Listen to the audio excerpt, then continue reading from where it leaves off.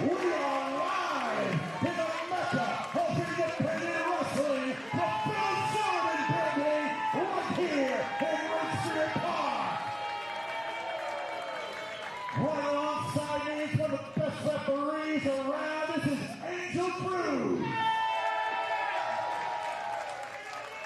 This is probably the most aptly named promotion because everyone involved, especially the man at the top, respects the hell out of this business, and this is a reflection of that respect and love.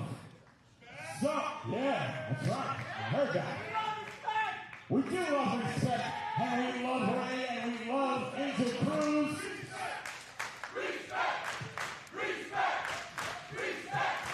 Oh, I love the sound of that.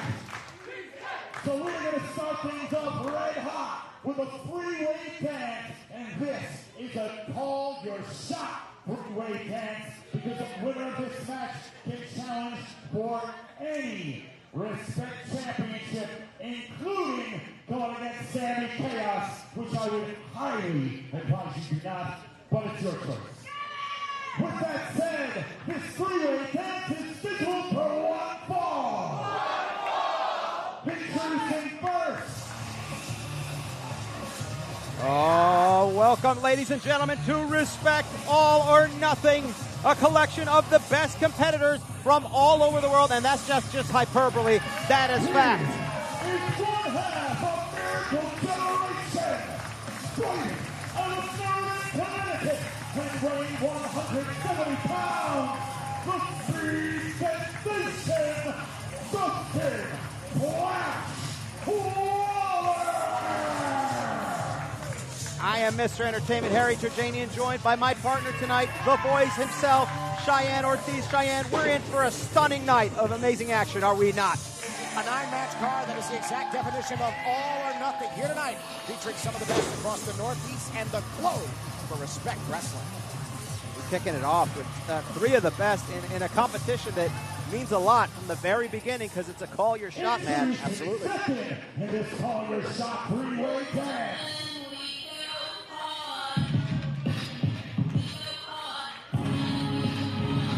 When it comes to calling your shot, On the front side of Brooklyn, New York, weighing in at 195 pounds, the Brooklyn Outlaw, Donovan. perhaps no one in this industry has pick and chose win at a success rate no higher than greatness in Donovan.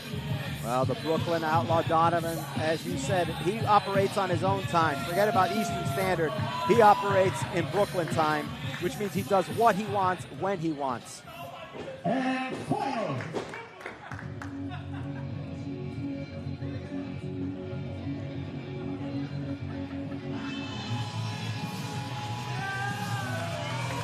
representing above the rest, white from New York City and weighing in at 185 pounds, strong spirit, Gabriel Skye. Gabriel Skye coming into this three-way match with 3 championships. Enough gold that you need some sunglasses to keep your eyes from burning out. And he's hoping to add a 4th if he can win this thing. Kicking off all or nothing following that huge main event in the last match of the tag team that is the Hit Squad.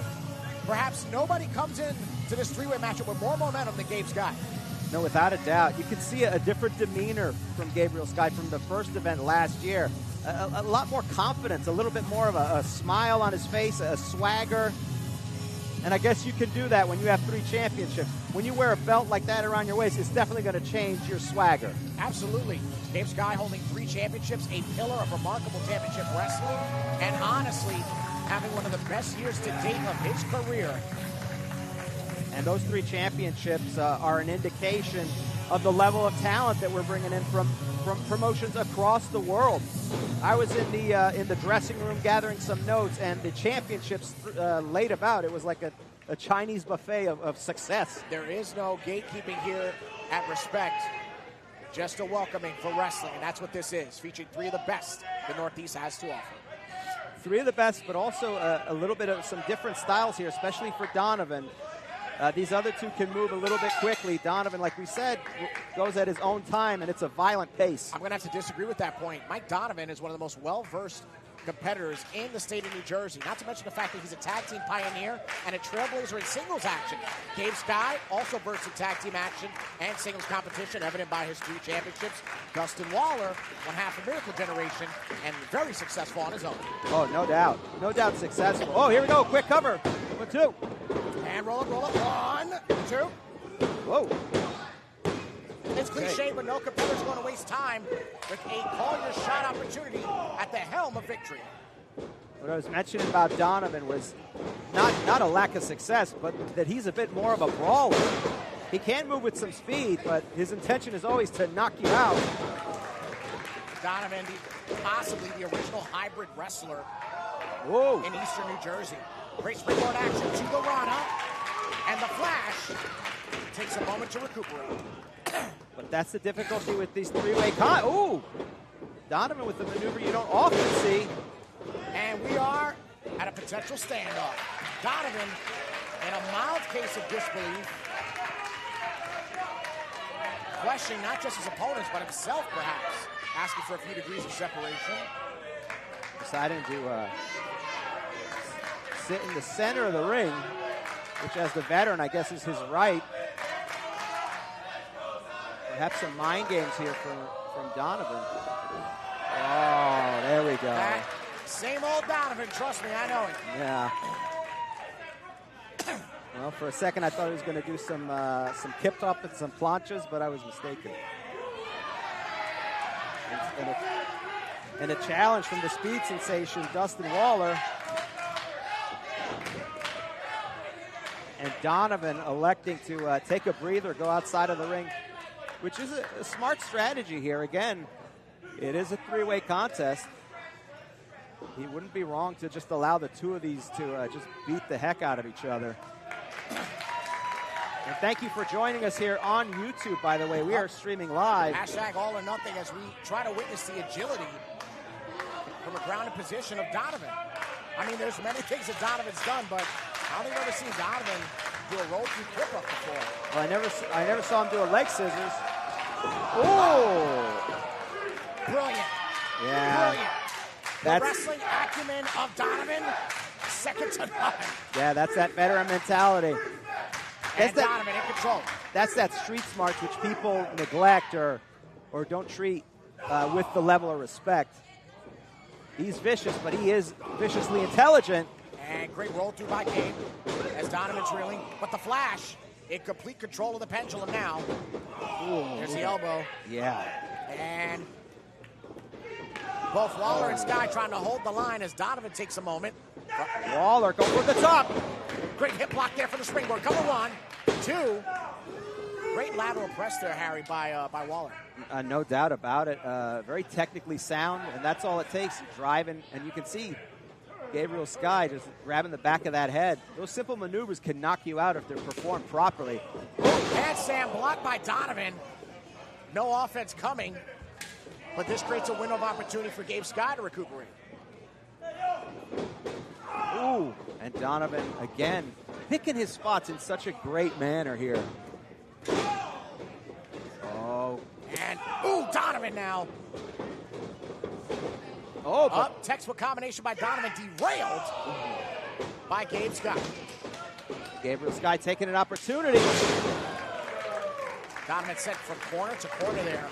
And Skye respawns back to his feet. Right now it's a one-on-one, and he should take advantage of this situation.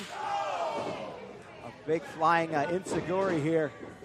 And Gabriel Skye. Big Northern Light suplex with the roll through bridge. Oh, but Donovan grabbing the front, maybe going for a guillotine choke. No.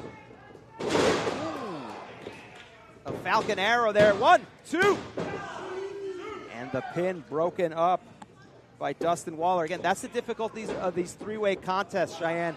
Just when you think you have the momentum, you feel like you're about to win this thing, and then a pair of hands comes out of nowhere to knock you out. And ooh. again, Donovan uses every part of the ring as a weapon. He knows his... But again, that is the veteran acumen of Donovan. Yeah. There's no championship that Donovan has not held or possibly pioneered. Great lateral press, not enough body weight, Harry. Yeah. Not enough body weight. I got to agree with you on that. I think that was... I think Donovan knew he wasn't going to get the pinfall on that. And again, Gabe Skye comes in with the most on-paper momentum after he survived the Hit Squad matchup. Yeah, and that is a brutal contest. But that was a situation where that's not Gabriel's style. And yet he was able to overcome that. But something that's worth touching on is that, oh wait, Donovan perhaps to get the Bulldog? Yes. Nice textbook maneuver by Donovan. Base plant there, but here he goes. And the Flash re-enters the chat, if you will. Well, only for a moment, yeah. But going back to something that I touched on earlier, Harry, all three competitors verse in both tag team and singles competition. So that opens up their options ultimately, because it's not as if they can't find an ally or a partner, and it's not like they can't pursue greatness on their own. Well, you're saying if they win this thing, they can decide to pursue the tag team championship, which will be decided tonight, by the way, for the first time here at Respect. We will be crowning our inaugural Respect Wrestling Tag Team Champions in that three-way interaction. And, of course, you can choose for the tag team, the heavyweight, the fight or flight, and even for Sammy Chaos' winning championship. I'll tell you this, if Donovan wins this and decides to go that route, I can't imagine who he'd find as a partner, because he doesn't like anybody. Yeah, but, Harry, when it comes to the opportunity to get a championship, you'll put your differences aside. No, that's true. Oh, gouging, just ripping. Great kick there by Waller, breaks it up. Speed sensation himself. And he's probably thinking springboard again. Why not? Whoa. Great side step by Donovan, but eats the cutter. Shades of the great Muda. Standing moonsault, 1, 2. And Skye breaks it up. Lucky positioning for Gabriel Skye that he was in that corner. He didn't get kicked out of the ring. That's the only thing that saved this contest. Yeah, all three competitors still in play.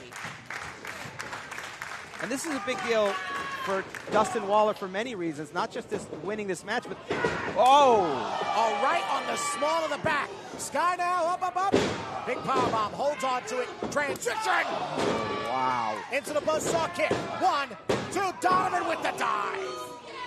And that's that innovative offense of Gabriel Skye, not just the powerbomb, having the sense to pick him up and give him a knockout blow. And just as quickly, he's trying to take Donovan, but... Donovan with that textbook brain buster. We want to shout out all the fans here in attendance at the Mecca, Ridgefield Park, New Jersey. In addition to that, we want to thank all of you for watching exclusively on YouTube, through GoPro Productions, #AllOrNothing. Hey, Plus, our sponsors, GG for the Win, Brits Ringside Chat, Joe Delgado, Fantasy Faction, and so many more throughout the course of this evening as we all respect wrestling. Yeah. And listen, if you're watching at home, make sure you click that subscribe button. Make sure you click that like button. Share it with a friend. Click that bell. Everything to make professional wrestling grow. This is one of the newer promotions and already one of the best and most respected, no pun intended. And you can see that the pace of this has slowed down as all of these guys have given everything. And now it's a battle of attrition to see who gets to their feet first. And this is a situation where Donovan has the advantage with those fists. Cruz monitoring those fists. Ooh, okay.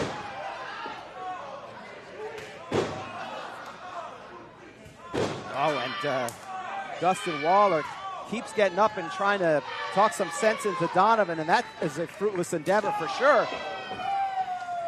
Now Donovan looks like he's climbing at the tree. Well, it took the two of them to form a union together to take out Donovan, and now it's one-on-one. Up. Neither man. Whoa. Oh, put the brakes on that cutter.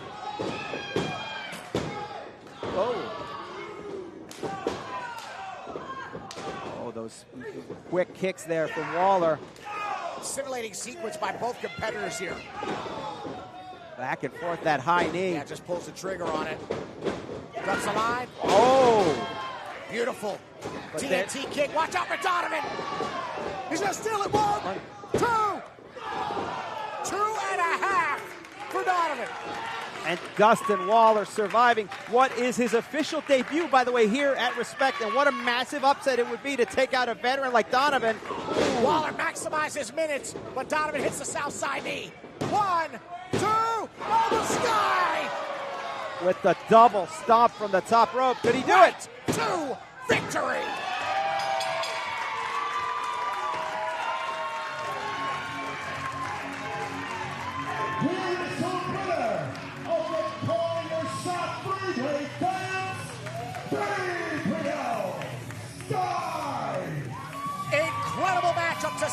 standard for the evening because these three men just went all or nothing with Gabriel Skye standing atop and able to call his shot. Take another look. As we watch the replay there, Donovan taking advantage, or what he thought was a pinfall, before Gabriel Skye does the double stomp and chooses to go after Donovan with the 1, 2, and 3. And it's interesting, Cheyenne, Donovan stated that he wanted to walk away victorious. He challenged these two to step up, and Gabriel Skye did just that, because now he has a chance to pick any title he wants to have an opportunity at. I give a lot of respect, pun intended, of course, to Dustin Flash Waller, and of course, to the Brooklyn Outlaw Donovan. Donovan, a competitor of whom, had he not laced up his boots, Gabe Skye would not have been able to attain victory here tonight. No doubt, and no shame for Dustin Waller. Skye now has the opportunity to challenge for any Respect Championship. And the story only begins, the mystery. What championship will Gabriel Skye go after? I guess we'll have to wait and see. Cheyenne Ortiz here with Harry, of course, and we're talking about Respect Wrestling, hashtag All or Nothing. We thank you so much for joining us on behalf of GoPro Productions here on YouTube. More action to come tonight, inaugural champions, and more here at the Mecca.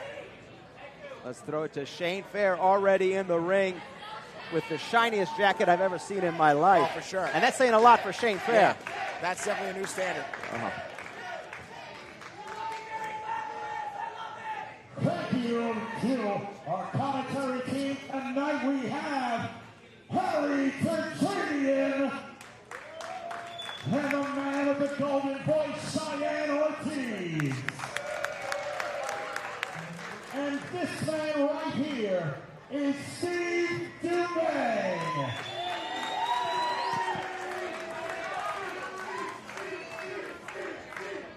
Even our referees are the best in the biz, Cheyenne. This next match, which will be a championship match for the Respect Fight or Flight Championship.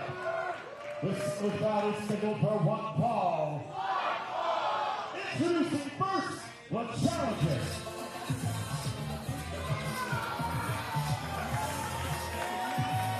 Cheyenne, one of the many titles on the line tonight, one of the many titles that Gabriel Skye could go after one day, the Fight or Flight Championship. Andry Paulino, we've been seeing a lot of him here in Ridgefield Park as of late. A tremendous showcase of love for this up-and-coming competitor. I've had the pleasure of watching Andry Paulino do his thing all over the independent scene, and he has so much talent, so much ability, so much drive, and now rocking a bit of the Jerry curl. I like it. I don't know about you. I'm a fan of the Soul Glow. Absolutely. The Dominican Daredevil, popular here at the Mecca. And his opponent.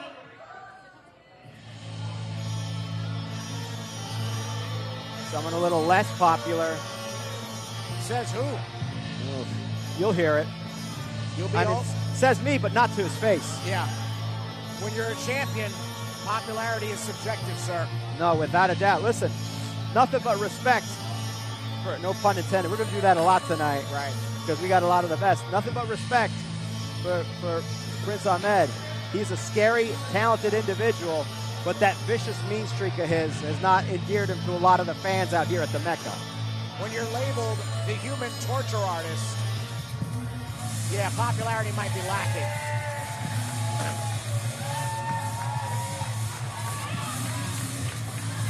The eyes of eternal pain. Prince Ahmed has touched down on the Mecca. A building he helped cultivate in the post-COVID era of wrestling.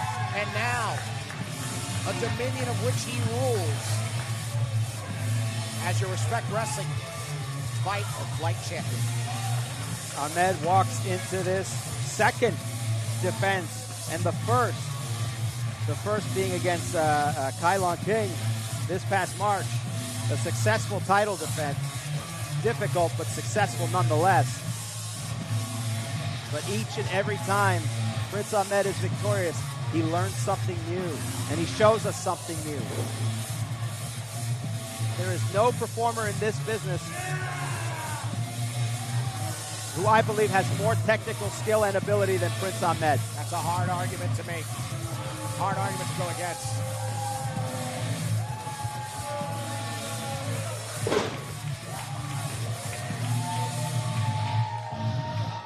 Prince Ahmed, a man who, rumor has it, went to medical school but was kicked out because he only wanted to learn how to hurt people, not to heal them. That sounds on brand. Gentlemen, welcome to the singles match to be contested for the Respect, Fight, or Flight Championship. The man in charge at the sound of the bell, referee Stephen Dulang. Introducing first, in the corner to my right, the challenger. He fights out of Santo Domingo, Dominican Republic.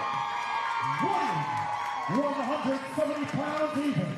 He is the man of the year, the Dominican Daredevil, Andry Paulino.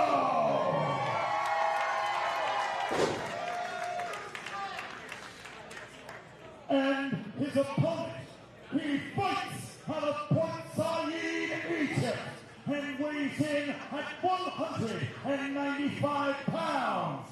He is your inaugural Respect Wrestling Fight or Flight Champion. This is the torture artist, Prince Ahmed. Notice even with the mask off, the facial expression is still the same. No doubt. I mean, that is the visage of a man who has nothing but aggression in his heart. But if you notice, Andry Paulino, a little bit unfazed, not afraid, and that might be due, as we see the championship, the Fight or Flight Championship, that might be due to the fact that Paulino does have a victory over Prince Ahmed. That's right. An aggressive, a wily, a tornadoous collar and elbow tie-up. I like that word. Somebody's been reading the thesaurus, Cheyenne. I love it. That tie-up. Frustrating Prince Ahmed just a little bit.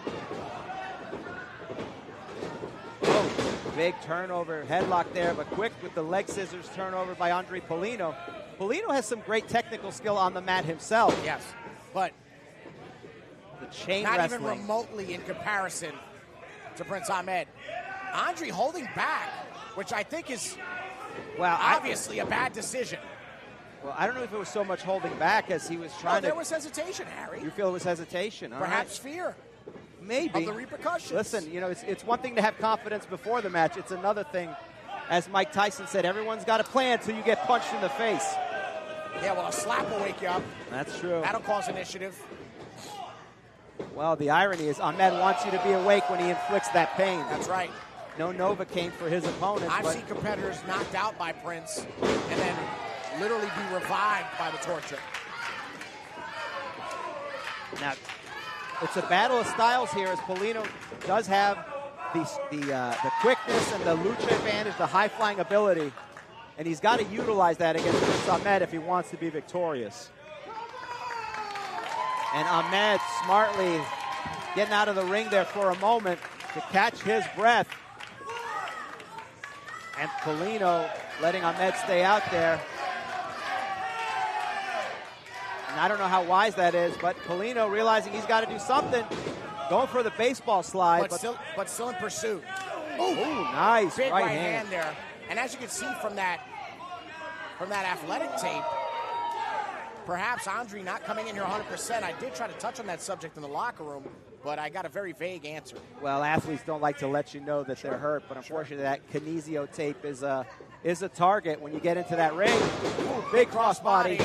Jake showed me a snapple, but a 2 count by Uncle Steven, ref Stephen Dumang in charge. And you can see the dismay on Paulino's face, but he's got to regain his composure. Sure. You know, usually in this point in the contest, you can see a competitor trying to strategize. Andry's showing a little bit of fatigue, it looks like. Wow. Ooh. A deep arm drag into 2 turnbuckles. Well, that fatigue sometimes comes from giving it all you got to take an opponent down, and then psychologically you realize you haven't made a dent.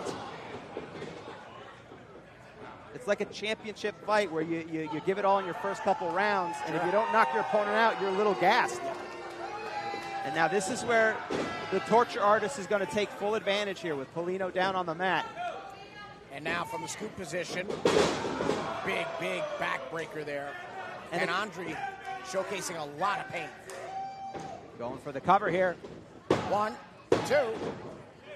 And you know something? I thought that Ahmed was going to go for a scoop slam. Did you see that headbutt? It was almost like an elbow in application. Do you see the uniqueness here happening, Harry?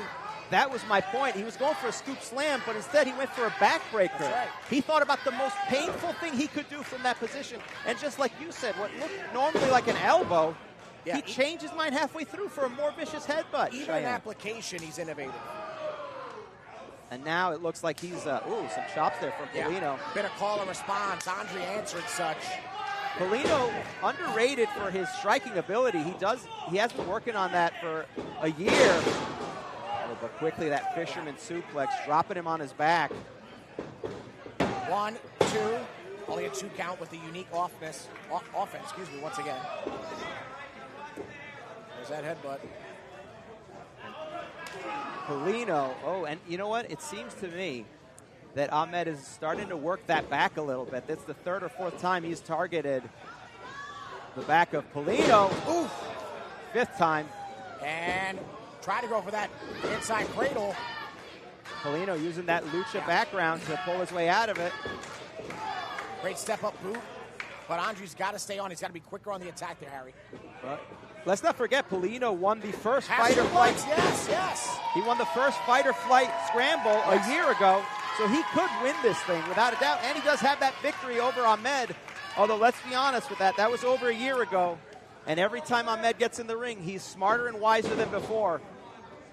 Right now, Paulino has the momentum if he can take full advantage here. Yeah, but there's an awareness that's lacking here between champion and challenger.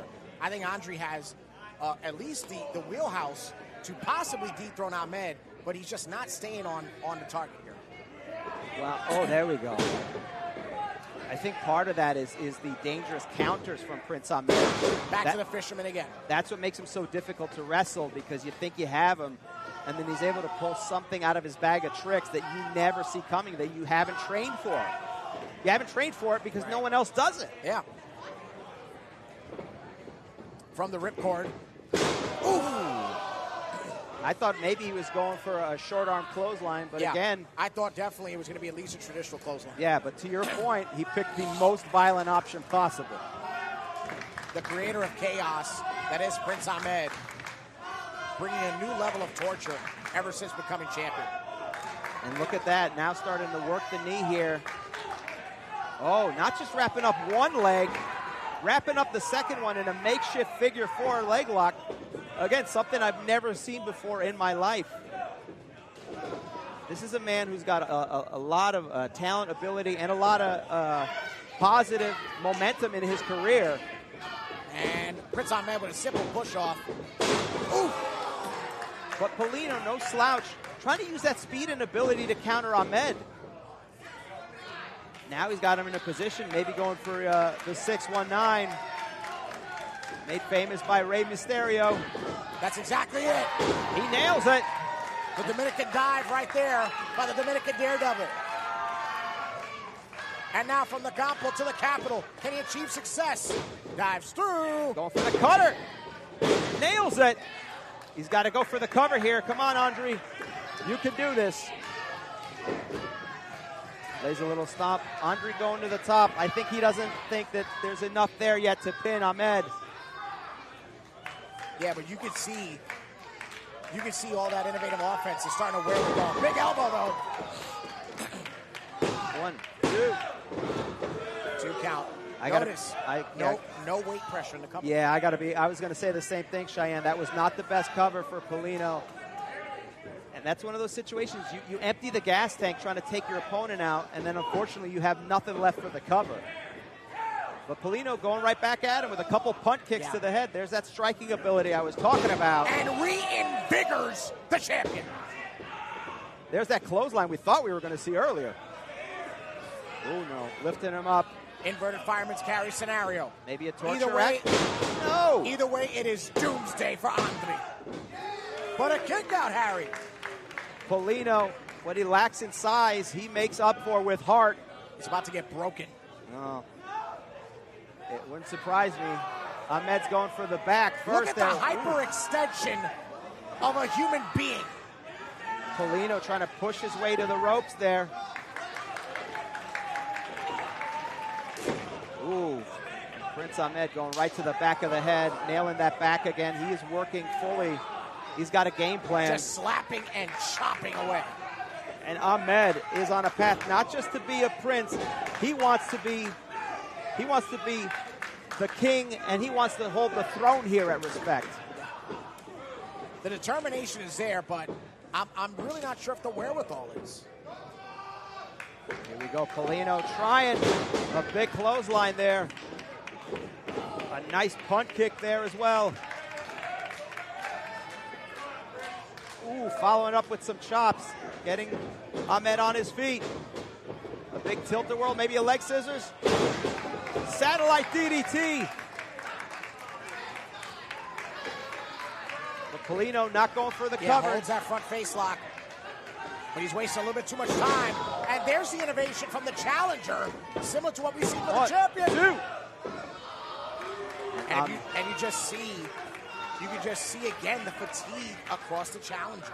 Look, there is also a size and weight disadvantage Sure. for Paulino. In this division, it's a catch weight division, and that's the downfall of it. Paulino trying to get to his feet here, needs to take advantage, but the spirit is willing, but the body is weak at this point. Nails that punt kick, though.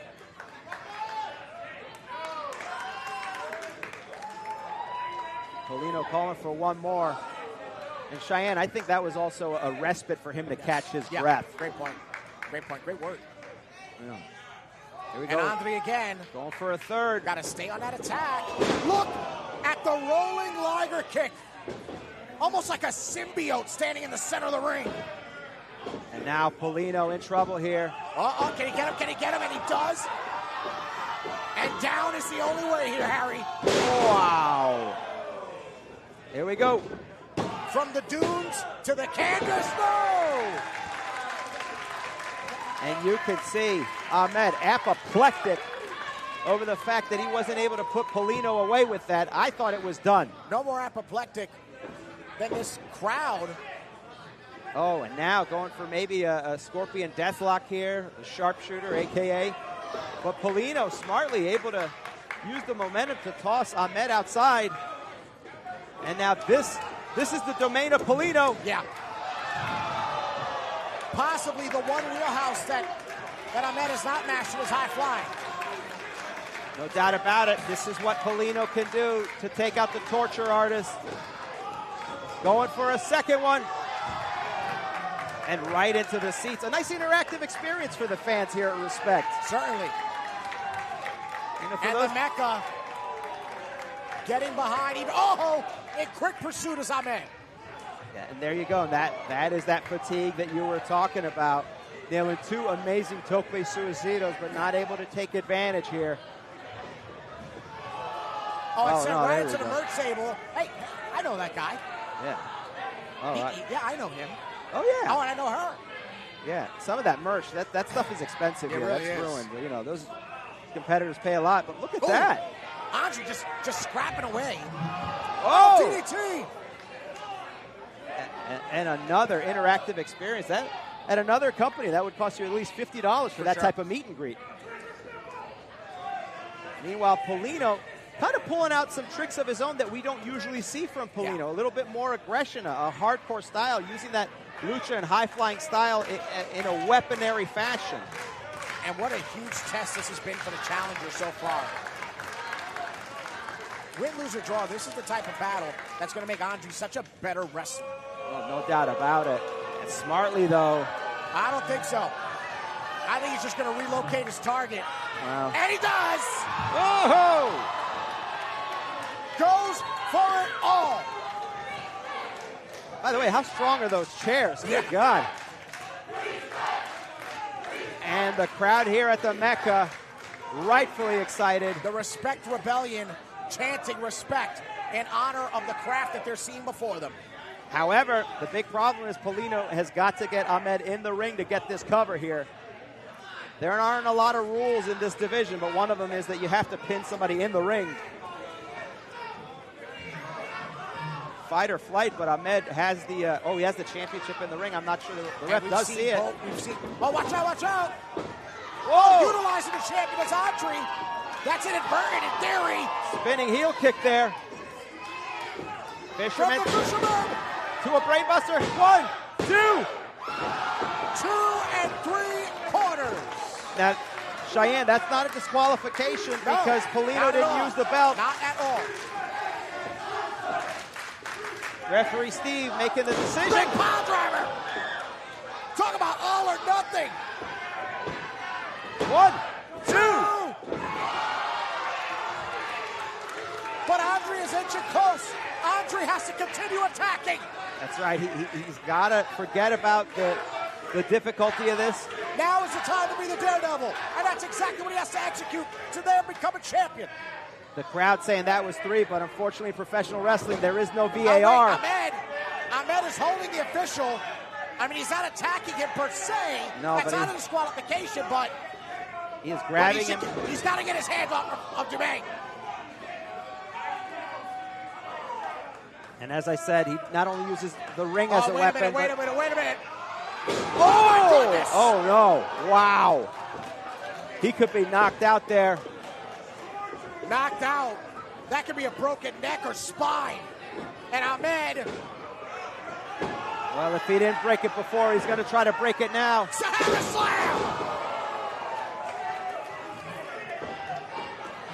Oh, Ahmed not done. Not going for the cover. Sandstorm. That's it. Here we go. Center of the ring. 2. What? Sorry. All right. You owe me a Coke. Deal. Unbelievable. I'm as surprised as you were here. I thought that was done. There's been several times that both of these guys should have been put away here. And I know people say that a lot during wrestling matches. This is legitimate to me. Oh, look at that. Defiant is the Dominican Daredevil. An Inseguri followed by maybe a LaBelle lock. Oh. No, that's a Prince Ahmed special, and that's going to put Andry away. Look at that. He's in the center of the ring. The it's over. It's over. Ladies and gentlemen, without a doubt, that was one of the greatest performances of the calendar year inside of Ridgefield Park. And still, Respect Wrestling. That's an image.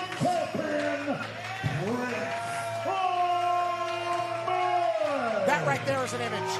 That tells you all about this contest.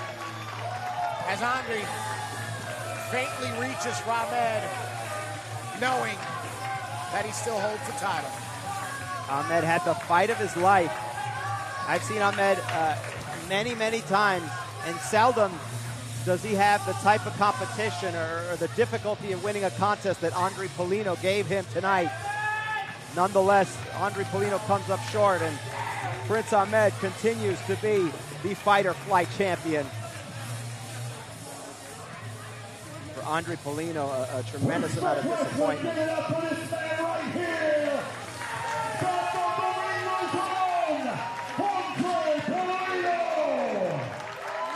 And what a moment. What a tribute of talent here in the Mecca, Ridgefield Park.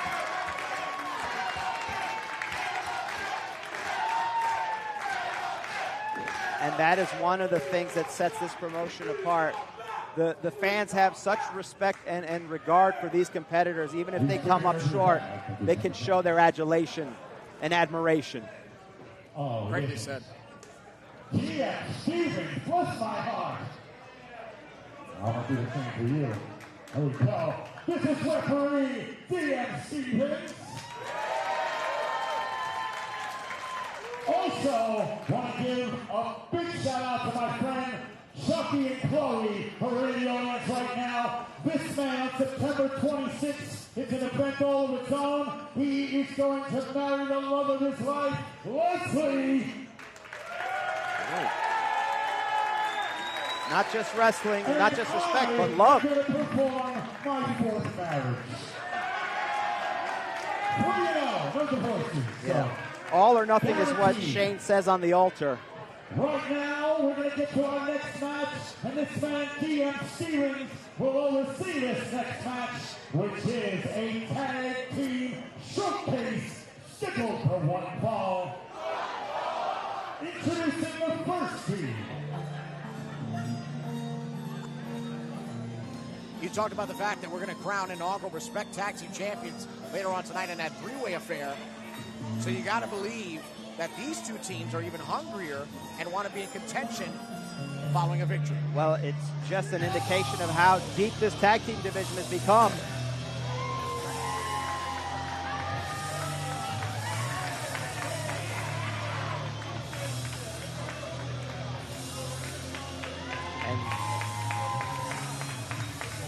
They are from parts unknown, and a total combined weight of 200 spirits and 200 pounds. First, the Renaissance of Wrestling, Hamlet, Hurtssue, and his partner, the Voodoo God, Bonez. They are the dark force that is Skye and Bonez. Speaking of deep, how deep did Hamlet's Hurtssue have to go to get that skull? You mean the depths of which he conjured him up? Hamlet Hurtssue is a Renaissance man, yes. Yeah, he's a man of many talents. But the theories of the undead are not beneath him. No, well, they might literally be beneath him if he digs up the skull. Yeah. Then again, I don't know where it came from. I get what you mean. I can't fact check it. I get what you mean. I tried to get some info from Hamlet Hurtssue, but that lasted all 30 seconds before I got the creeps and had to leave the locker room. But maybe the only person stranger than Hamlet Hurtssue is Bonez. Okay. I wouldn't want to carpool with either of these two, if I'm being honest. A lot of Slim Jims. Yeah. And they're definitely not paying for gas. Nah, you know no that. Maybe in shillings.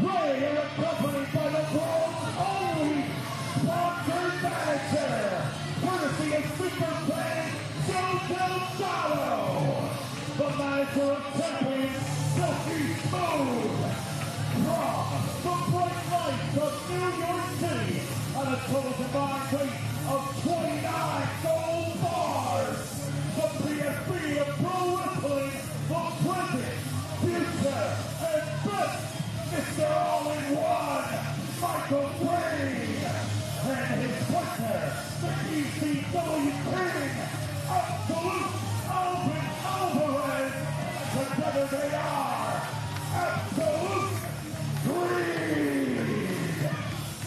The new Absolute Greed. This is a tag team that was put together out of necessity due to the injury that separated this original lineup.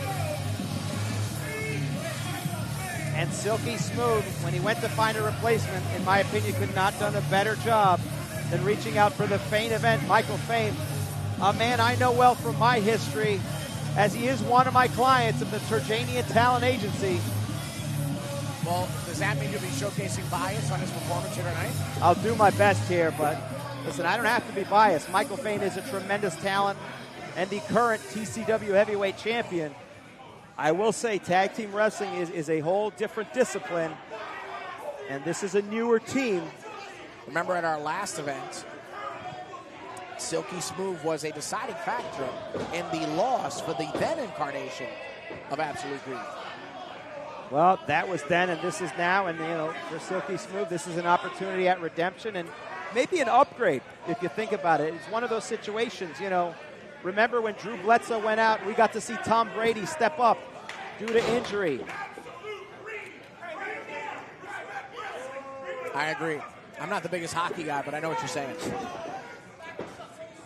I'll cue you in on that. I'm going to send you some videos later on. Oh, yeah, sure. We're going to get you into some sports. The World Cup was just this summer. It's a football tournament. Meanwhile, here's Silky Smooth, a man who I made a business deal with to get Fain in this position.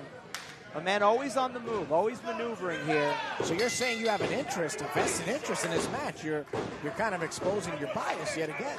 My interest is making sure that Michael Fain is on top. And yes, I do get a financial piece if he wins as his talent manager. But at this point, my biggest concern is him surviving these two maniacs here. That's exactly what they are. Ref DM Stevens counts a clean break from the Renaissance of Wrestling.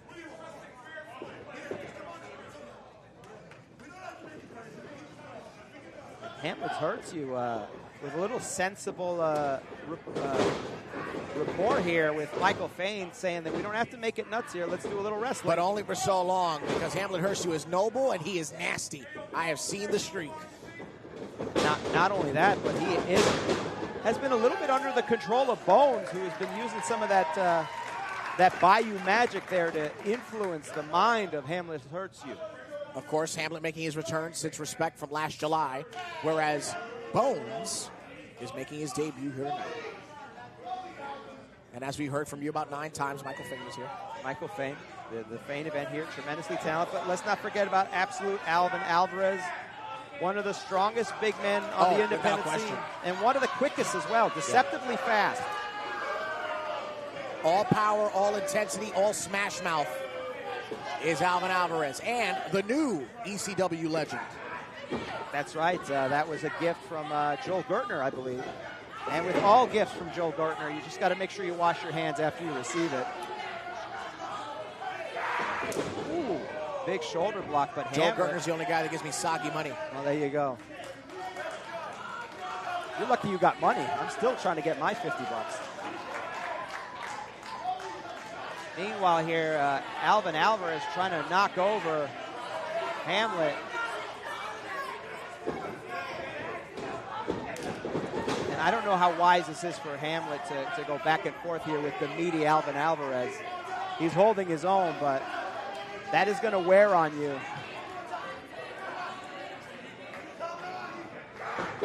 Oh, another big shoulder block. Great test of strength here.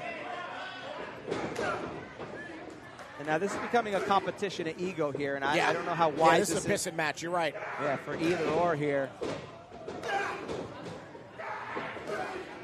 But it's an even contest here. Both going at it. Oh, double tag. Bonez and Michael Fain kind of putting a stop to this. I don't know if the tag was intentional for Michael Fain, or I think he was expecting to get in there with Hamlet. I think it was intentional until he realized who else tagged in. Yeah. The Bayou God. And Vayne completely faint at the idea of attacking his opponent. Yeah, well, Bonez is a man who has horrified Freddy Krueger. Jason Voorhees doesn't want to be in the same location with Bonez, let alone Michael Fain. I'm 50 feet away. I don't want to be here. No. Well, hopefully he can't climb up, but... And Fain gets taken out via an arm drag. Make it a pair. And Fain dodging that kick, but not the second one. Yeah. Great pump fake there by Bonez, who is completely versed in the occult and wrestling offense. Great tag now. Continuity being shown. Everybody needs hobbies, Cheyenne. Ooh, a big kick there from Hamlet. Bonez on the follow-up. Look at the innovation and the leap. Leg hook. 1, 2. 2 count only there. And Hamlet back in control. Fain trying to get out of the ring. And Hamlet loses him. Hamlet loses the touch. Hamlet and Bonez both insane, but they're insane on the same page. And that's what you need in tag team contests. And right now, Fain may be regretting this business decision of joining Alvin Alvarez. Yep, that's it. We've got Calamity outside. Oh, boy. Bonez in pursuit. Oh, wait a minute. Perhaps a bait and switch. Oh, no. Watch Here it out. comes. Oh. Just mowed down by the ECW legend. That is absolute Alvin Alvarez. That's how you make a sack lunch. Oof. Knocking that voodoo powder right out of Bonez. And smartly, Fain trying to get him in the ring. Oh, wait, I thought he was going to go for that, but maybe going to give him a little bit more punishment. Yeah. Back suplex on the hardest part of the ring. Cliche announcer tagline as Michael Fain takes in the jeers. Well, he doesn't care about the jeers. He just needs the victory here. One. And a kick out there from Bonez. And Fain now, it is now absolute greed cutting off the ring. Trying to pin Bonez into one side. Now Alvarez kind of dictating direction here, and rightfully so. He has more tag team experience. Oh, wow. Great combination. Alvin with the cover. 2. Ref DM Stevens in great position, but smartly, a little bit late there. Look at this again. Look at that. That replay. Look wow. Just mowed down by the ECW legend. As we're back to live action here for hashtag All or Nothing from Respect the Craft. I would say that he knocked him out, but he already has lifeless eyes. Oh, he's going. He's biting at Alvin. Oh, wow. And a taste of the Western Lariat. What? And the giddy ghoul that is Bonez, it is reeling right now. And I say it because I'm not sure if it's human, Harry. Well, listen, you don't want to say anything you can't take back, especially if Bonez finds out about it. But big back suplex again. Noticing, wait, cover. 2. Noticing, keeping him in half of the ring. Great tag team wrestling there by the new Absolute Greed.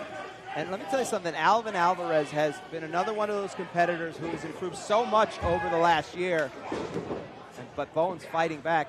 Even as a tag team performer, he has learned, and that is due to the knowledge of Silk E. Smooth, the guidance. And now these two working over Bonez in the corner. Referee Stevens, unfortunately, missed that opportunity. The adrenaline of Hamlet got the best of him as he didn't help his partner. I know that wasn't his intention, but...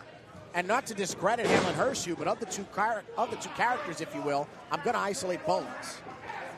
Yeah, I mean, he is the much smaller competitor size-wise. No, but he's the wild card. He's the wild card. Without a doubt, you want to take him out. Because you're not wrong, especially if you get Hamlet down. You don't know what you're going to get from Bonez. Speaking of which, he's trying to fight his way out with those palm strikes to the ribs. And Bonez gets the kitchen sink. See how high up he went after tasting that knee? And now the present, future, and best of professional wrestling, Michael Fain, trying to take advantage here. He's already got gold in the singles division.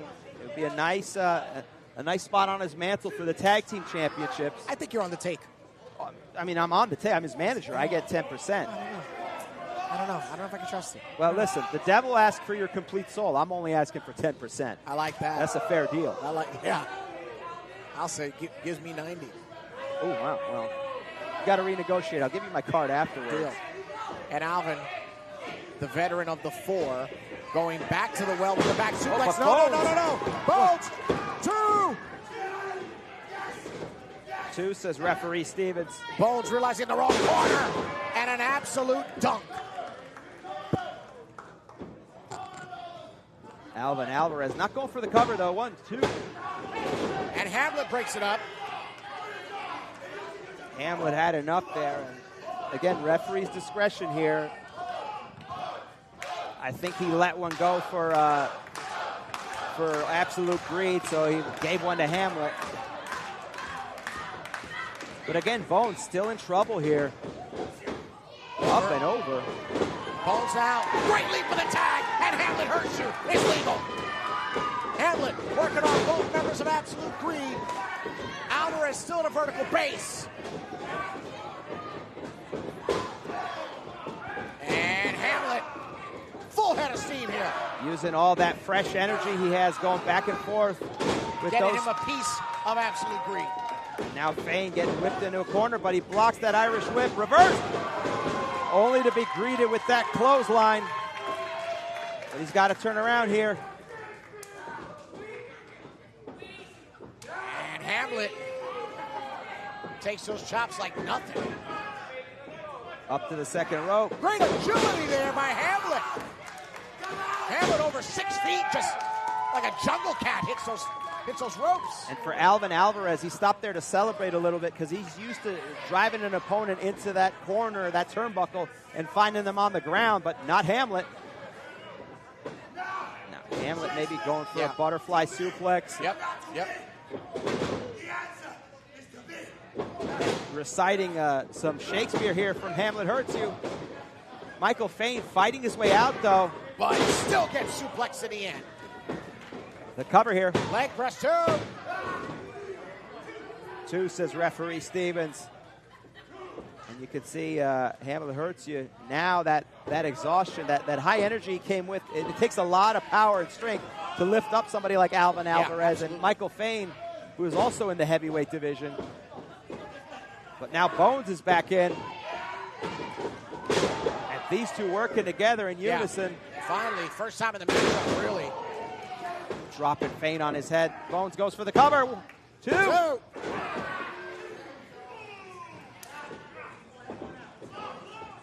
Yeah, all 4 men are in. Ref DM Stevens has got to call some order here. Well, he's going to do his best here. Oh, out goes Hamlet. Almost hit that corner post. Maybe he got a little bit of it. Not a good situation here, but now Bonez and Fain are the legal men in the ring here.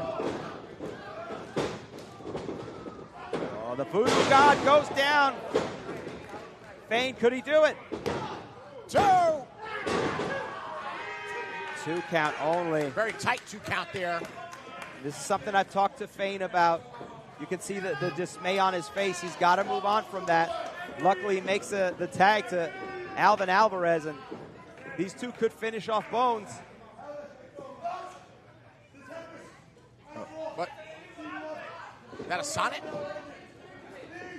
Hamlet talking to that skull, which he's reciting a sonnet, I believe. But that is having an effect on Bonez. Yeah, it's ethereal almost. It's mystic. What is happening to Bonez? That is the vessel. That is the vessel for which Bonez is controlled here by Hamlet. Big spinning heel kick. Huge leap. Almost 5 clean feet. That skull which... Look at the second life of the lifeless Bonez. That skull which Bonez used to control Hamlet. Hamlet now using to push Bonez. The Bayou God. And Michael Fain. No. Goes down to the arm breaker. Oh, no. Oh, wow. That's it. That arm is out of a socket. Yeah, he might have dislocated that shoulder. That is not good. And Silky Smooth trying to get this match stopped here. Whoa! Alvin Alvarez knocking Hamlet into the first row, literally. DM Stevens being very lenient with the rules here. I hope Ray Sanchez has insurance. Meanwhile, Bonez, wow, driven down by absolute Alvin Alvarez.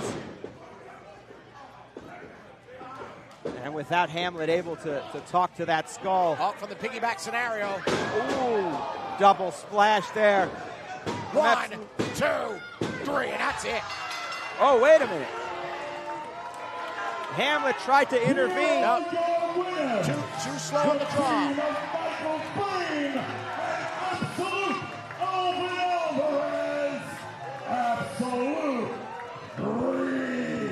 You know for a fact that we'll be crowning inaugural tag team champions later on in this telecast. But when the conversation of contenders come up, I present to you arguably first in line. There's no doubt about it, Cheyenne. They are impressive in their first match together as a team. And what happens when they start to develop a rapport, some chemistry, some experience. And Silky Smooth, the man who made sure he was there in the right position to keep Hamlet from getting into the ring.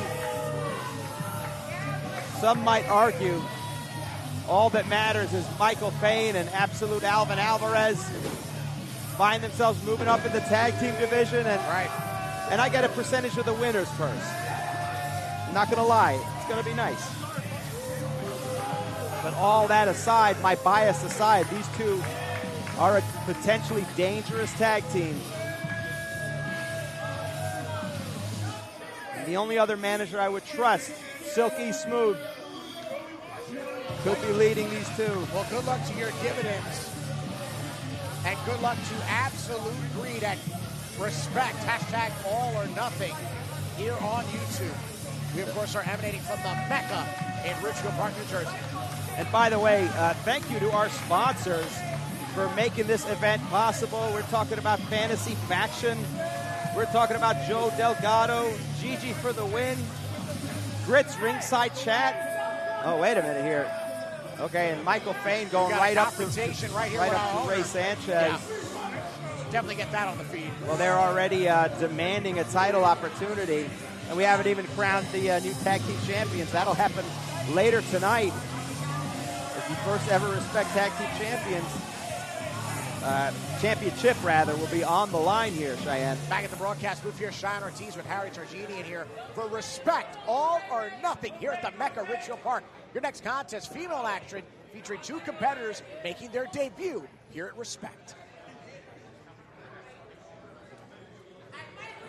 And the action here has been phenomenal so far. Thank you to Harry and Cheyenne. And we are welcoming back referee Cruz. And he will oversee this next match, which is a singles match scheduled for one fall.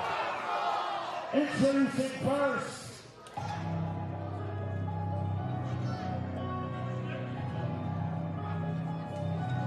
one of the strongest female divisions in the independent scene here at Respect.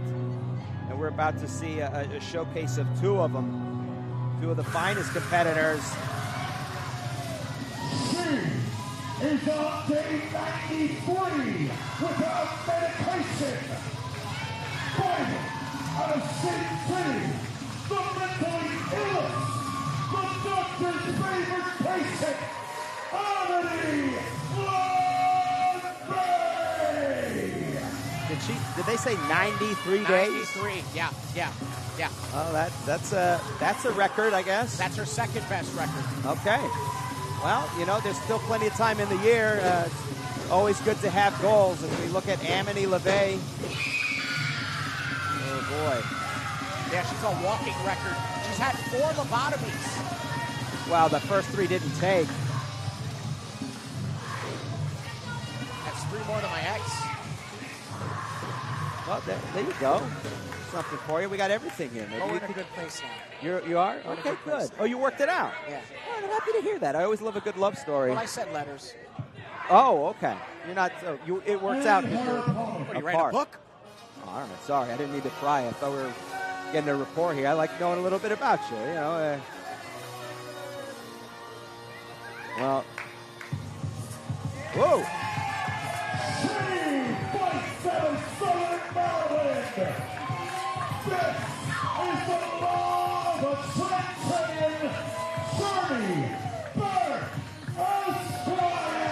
One of my absolute favorite competitors and favorite people, the law of attraction herself, Journey Burke makes her Respect debut. As this women's division continues to grow, who's to say who will show up next here in Respect Wrestling? But right now, the platform is focused on Amity LaVey and Journey Burke, Esquire. There's a lot of competitors who want in anytime there's a new promotion, but especially this one where it really is the best of the best here. There's no dead weight here at Respect. As we kick off two of the best in our women's division here. And for those of you wondering, that is blood. Okay, all right. Don't question it, it's blood. I wasn't going to question. I was just going to run. Anytime I see blood, no questions, just run here. But a test of strength here,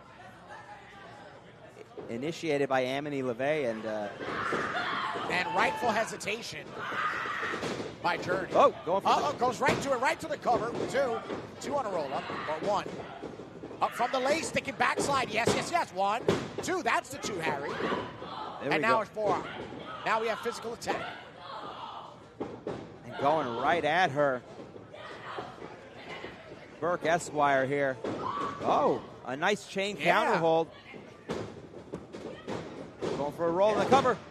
2. Great transition from chain wrestling there, yes. No doubt, and that's what Esquire is going to have to do here to take out Amity LaVey. Big drop kick there by Journey Burke. For the cover. Press, 2. Great execution of body weight, but not enough. No, a great look down pinfall. The staring straight jacket that is Amity LaVey. Just I don't know gouging and gnawing away at Journey. I don't know what was worse, the grasping of the eyes or the shriek of that scream. Just as quickly. Journey takes that second buckle there. Oh, look at that back rake. Deeply getting the nails beneath the epidermis, the first layer. That is the deepest, most dangerous back rake I've ever seen. Dragging her to that leg like a horror film villain. Dragging her to the center of the ring. Very interesting. Journey Burke, a legitimate lawyer. So if she decides to sue Amity, she's going to know exactly what for. Yeah, but some of those Amity crimes she's already committed. Yeah, but there's no doubt Amity is going to plead insanity. Now, and what jury is not going to convict her of that or going to agree that she is insane? And it can't happen twice. Well, there you go. Double jeopardy.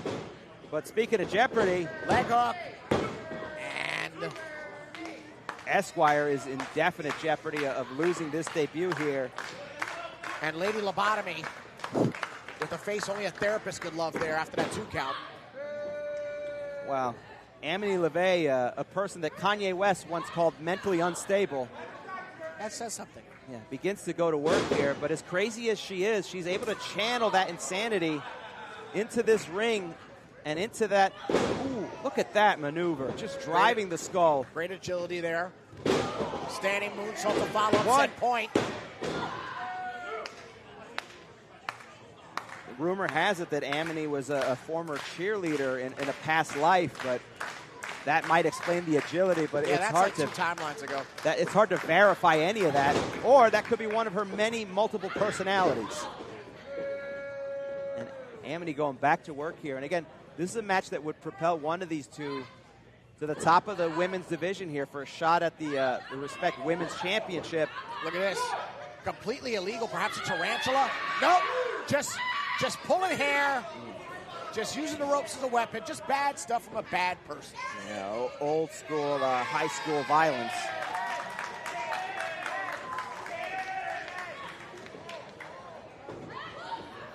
And Amity LaVey coming into this with a little bit of a chip on her shoulder after not being able to debut a year ago at Respect. I believe due to injury. I believe she was initially set to be one of the first competitors and was sidelined. Correct.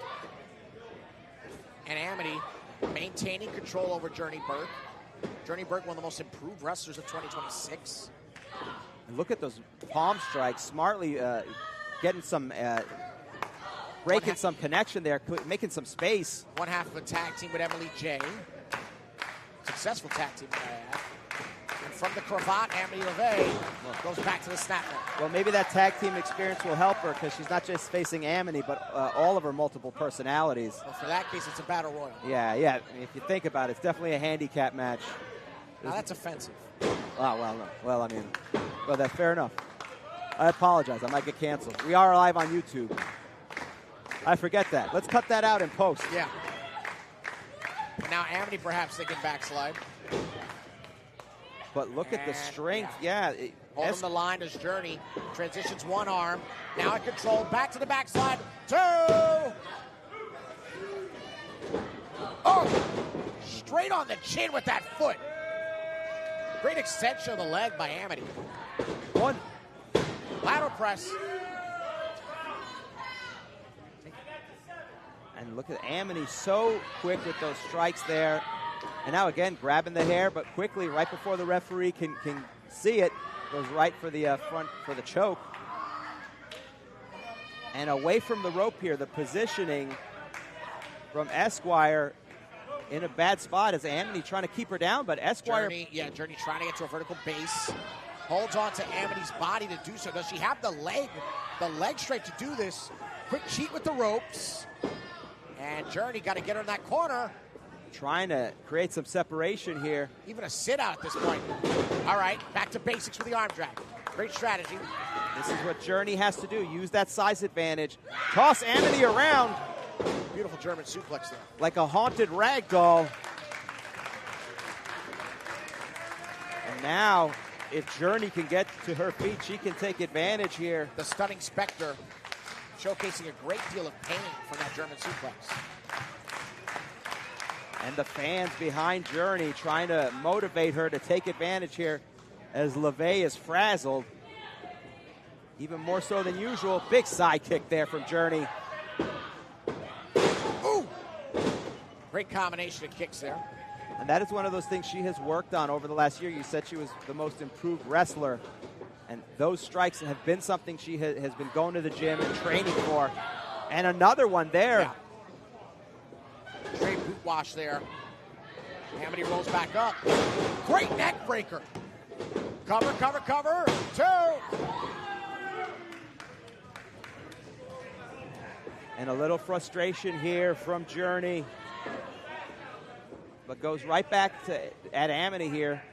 But lifting her up, I thought maybe she was going to keep her on the mat here, changing gears here, trying to do something big, maybe a Samoan drop. Oh, watch out, watch out. 2. 2. Oh, wait. 1. 1. 1, 2. Back and forth here. Oh, right to the midsection. Burke goes down. And great windmill neck breaker there. They can cover 1, again. 2. Shoulders up for Burke. Amity screaming at the top of her lungs. Not unusual, but this time the frustration is that she hasn't been able to put Journey away. I think those screams make it a more comfortable atmosphere for Amity. Well, that's where she operates. Chaos is her comfort zone. A mental institution is her happy place, but Journey catches her midair. Great show of power here. Driving Almost her. an Alpamere water slide there with that slam. Both competitors spent. Here at Respect, hashtag all or nothing. For Amity LaVey, she has been doing everything to chop down a bigger opponent. And for Journey, she had to put everything into subduing Amity LaVey, taking her down, driving her into the mat. And it's taken everything out of both of these competitors. And this is a display of how strong our women's division is here at Respect. Amity maybe making it to her feet, but no, Journey using those ropes smartly to get to the top. Amity going right after Journey, but kind of out of gas here, trying something. Sunset flip. Yep. Gets down. 1. Oh. 1. 2. So close there. Right on the button. Amity stays up. German Journey suplex. now. There we Back go. to the German. Somehow Amity ends up on her feet. That's how strong that German suplex was. Journey trying to take advantage. Suplex! Beautiful. Can she hold on? This is a trademark maneuver of Journey's, Harry. She usually goes for the hat trick here. Can she pull it off? But no. Switches up the offense. I like it. Going from the suplex to a swinging neck breaker. Something. 1, 2. Something to try to keep Amity LaVey down. And that's the thing about Journey, for somebody who is, very young in this business. She has a lot of veteran sense, the ability to shift gears in the moment. Sometimes you got to change your game plan, especially when you're going after somebody who is so mentally unstable as Amity LaVey. But LaVey trying to get her way out of here. Going for a backslide, but no. A gory special. Widow's watch. This could be it. 1, 2, 3. Incredible. Here's your winner, Amity LaVey. And for Amity LaVey, as her win streak continues to grow to match her number of days without medication, she finds her way moving to the top here of the women's division. Victorious over a debuting Journey Burke Esquire, who should not be disappointed. Not at all.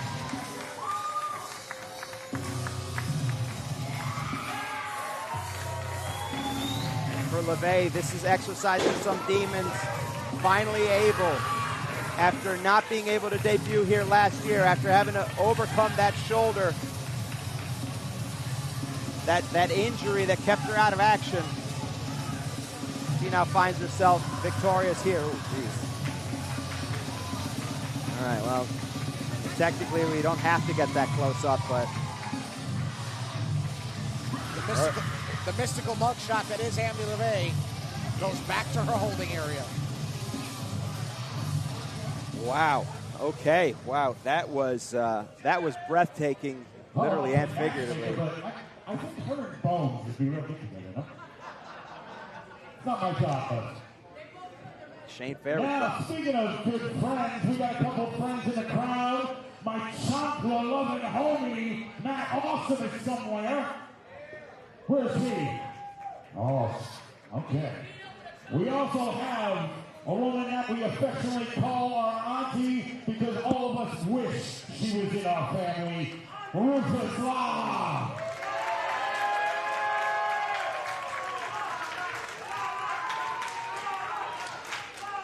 And finally, I know he's wandering. I hope he's somewhere. A man who gave us one of the best matches in company history, Steve Monster Mac.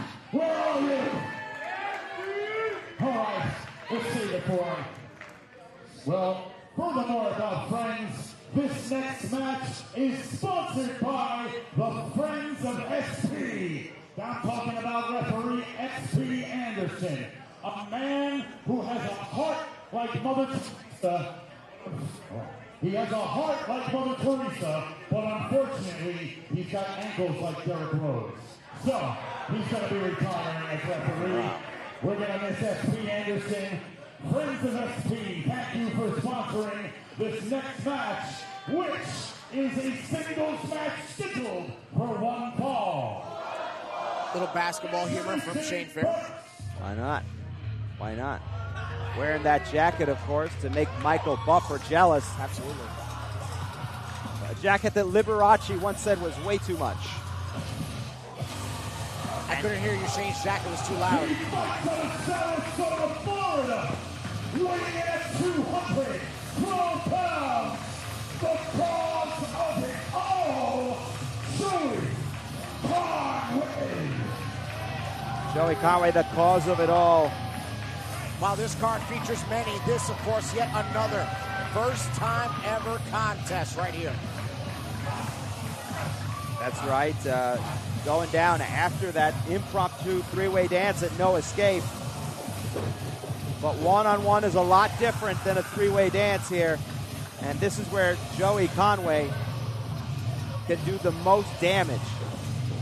A man who has been deemed legally insane, but has a wrestling acumen that is not to be messed with.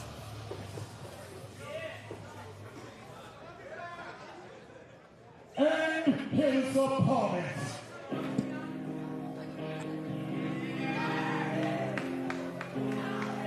And this is a man, the brain himself, Jordan Oliver, somebody who is on the rise here in his career, has so much momentum going for him. He is representing AEW from Newport, Newport, the 845, weighing in at 218 pounds. Big breakfast, the East Coast Ace, the brain, Jordan Oliver. You know, we talk about Jordan Oliver's athletic ability, but one of the things that we don't discuss is his intelligence.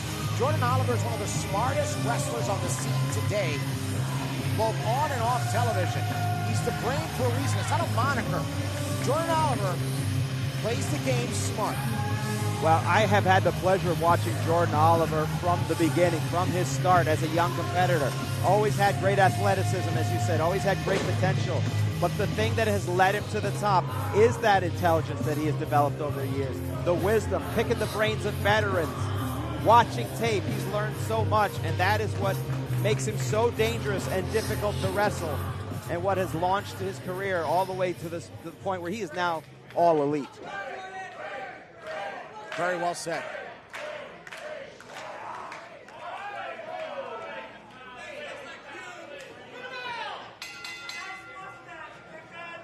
And again, this match brought to you by the friends of SP. SP Anderson, a fantastic referee and a hell of a manager. But a great human being. Yeah, a really good. That's his shoot. SP Anderson is a good dude. I love him. One of the good ones. One of the good fellas. But speaking of fellas, the devil himself, Joey Conway, latches into that collar and elbow tie-up as Jordan Oliver now in control. Great manipulation of his opponent. Look at that, getting him into the center Hammer of the lock ring. into a chicken wing hyperextension right there, center of the ring, position awareness. And that's where the intelligence comes in, the brain. Not just, you could pick one of those maneuvers and work on it, but if you're able to combine two of them in the center of the ring, sure. That is double the intensity, double the pain, and double the opportunity to get a pinfall. And a question on everybody's mind here tonight is, will the devil be able to go the distance? Will the devil ultimately go into his arsenal and do what couldn't be done in the three-way contest against his opponent tonight, Jordan Oliver, the Brain? Yeah, and that's something that eats away at Joey Conway, no doubt about it. He has an obsession. The man... Thank you. The man does not let things go. He has he's insane, but he has a strong memory for vindictiveness. Think about that standstill. Whoa. Oh, boy. Well, he is the devil. Whoa. Huge trick there.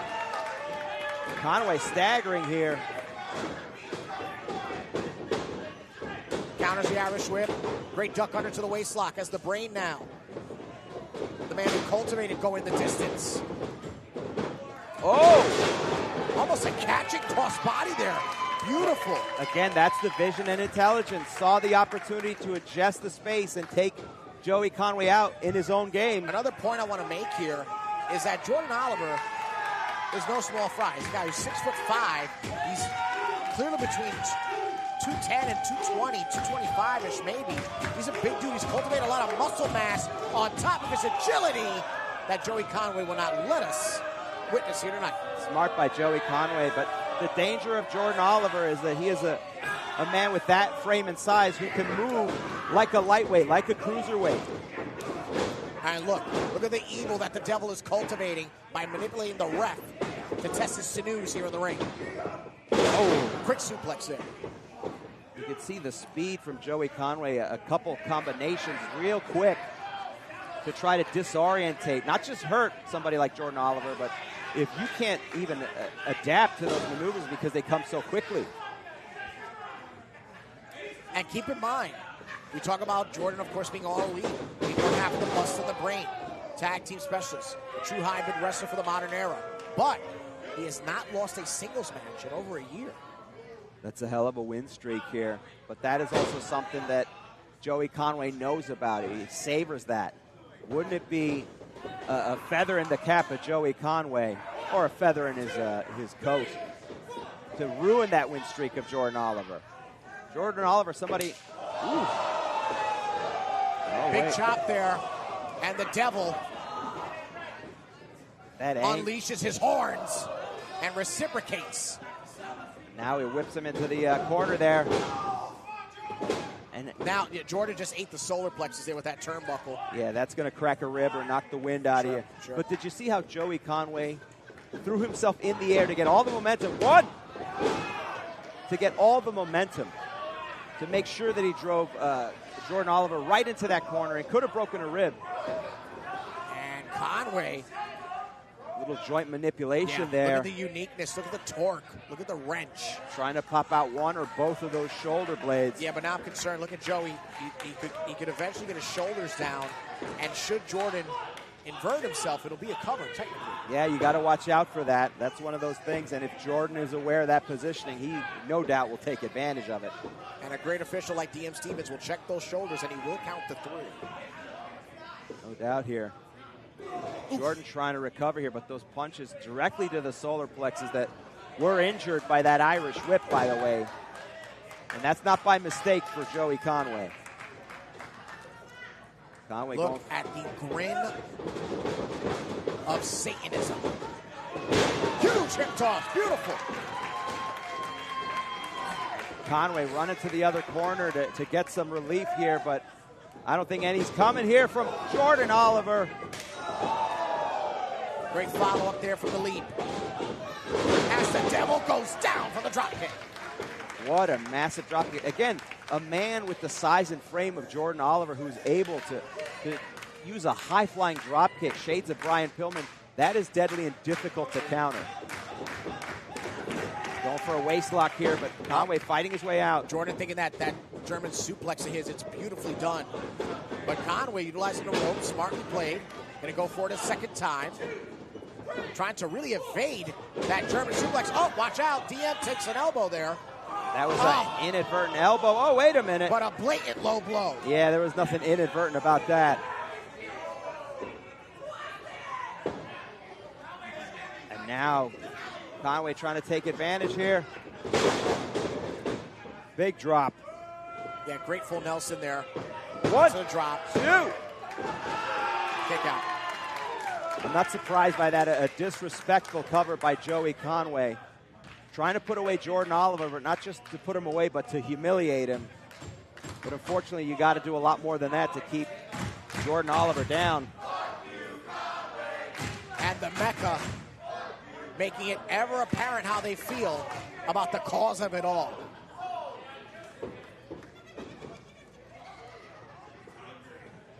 Now Joey Conway stalking Jordan Oliver. Oliver, a man who has climbed his way to the top, but could Joey Conway take him down to hell? Oh, wait a minute. Could be time for CTC. No, Jordan counters. Two. Oh, a double chop. No count as of yet for the Devil, not even a 3. Whoa. Oh! He's at top of the rope. Oliver. Total combustion with that boot. Oliver. Beautiful German suplex. Two. What an incredible bridge. And the brain, perhaps his head exploded in disbelief from that 2 count. Yeah, that is hard to deal with when you take out an opponent, or you think you took out an opponent. But Jordan has to recover, regroup here. Conway trying to go to the outside. With Jordan Oliver following in suit here, and I don't know if Conway's aware of it. Jordan picking up speed here. Yeah, Jordan going to go around the world now. Watch this, watch this. Ooh. Just a brain boot by Oliver. Up, get out of the first row, get back in the ring. All of that 220 pounds. Now in the center going. Brainiac. Here we go. 1, 2. Brainiac bomb only getting a 2. And that is a lot to deal with. Again, Oliver has to get it together here. He's exhausted for sure. And you can feel him just favoring that lower back. That has taken a lot out of him throughout this match. Those suplexes, we see people perform them, but you forget how much you're sacrificing in the name of taking your opponent out. And now DM Stevens officially at 5. Both competitors down. They're starting to stir, but no man at a vertical base as of yet. Oliver using the ropes to get to his feet. He is up first. Breaks the count at 7. Well, you see the limp. You see the jig in the step. Conway gets nothing out of that clothesline. Well, Conway is exhausted here, and he has been able to knock Jordan Oliver down throughout this match, but with Oliver motivated here. Oliver asking, demanding for the best shot that the Devil has within him. And that was no light clothesline, by the way. Now it's a challenge here. And Jordan Oliver just shakes it off here, trying to show Conway that he will not be defeated here. Oh, wow. Oliver thinking it over. And from the lace. Oh, big cannonball, finally nails it. Picking him up here. You can hear the sounds of enjoyment. Going for that back stunner, no, back to the German. Release this time. Big lariat, turning Oliver inside out. Lifting him up here, Conway, but Oliver. Backpack whippersnapper. Here we go. 1, 2. Jordan Oliver almost had Joey Conway, thought he had him in a position to drop him down, and Conway was able to shift out of it. Oh, perhaps now it's time. Will Oliver count? Oh, the no. Crows? 1, 2, 3. Huge victory. Even the devil showing disbelief and satisfaction. The cause of it all. Conway. The cause of it all is the reason for victory here at All or Nothing. Joey Conway destroying the streak of Jordan Oliver that he worked so hard for, but sending him back to AEW and sending a message to everybody here at Respect that he is due for an opportunity at the Heavyweight Championship. You can see Conway not done, a little bit of trash talking. Conway just put salt on the wounds of victory. And this crowd, the Respect Rebellion, a mixed reaction, but a victory's a victory, even for the devil.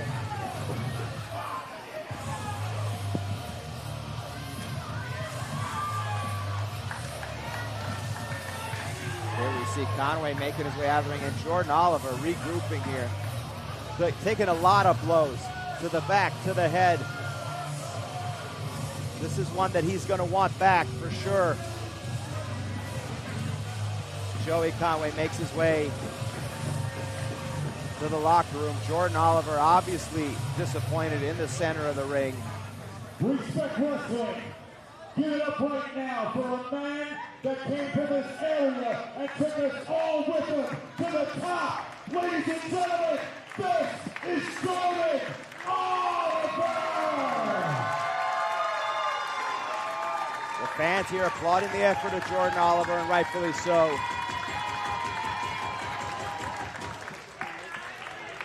I just want to take a couple of seconds. Jordan Oliver. But now wherever I go, whatever I do, I'm always representing the East Coast.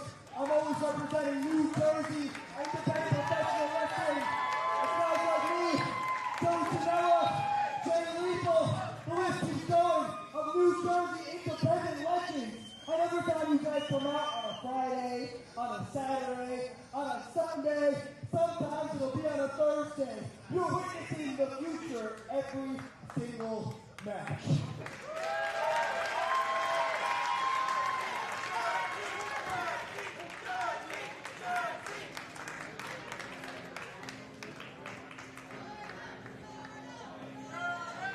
Well, folks, it's been an insane first half here, but we're only getting started.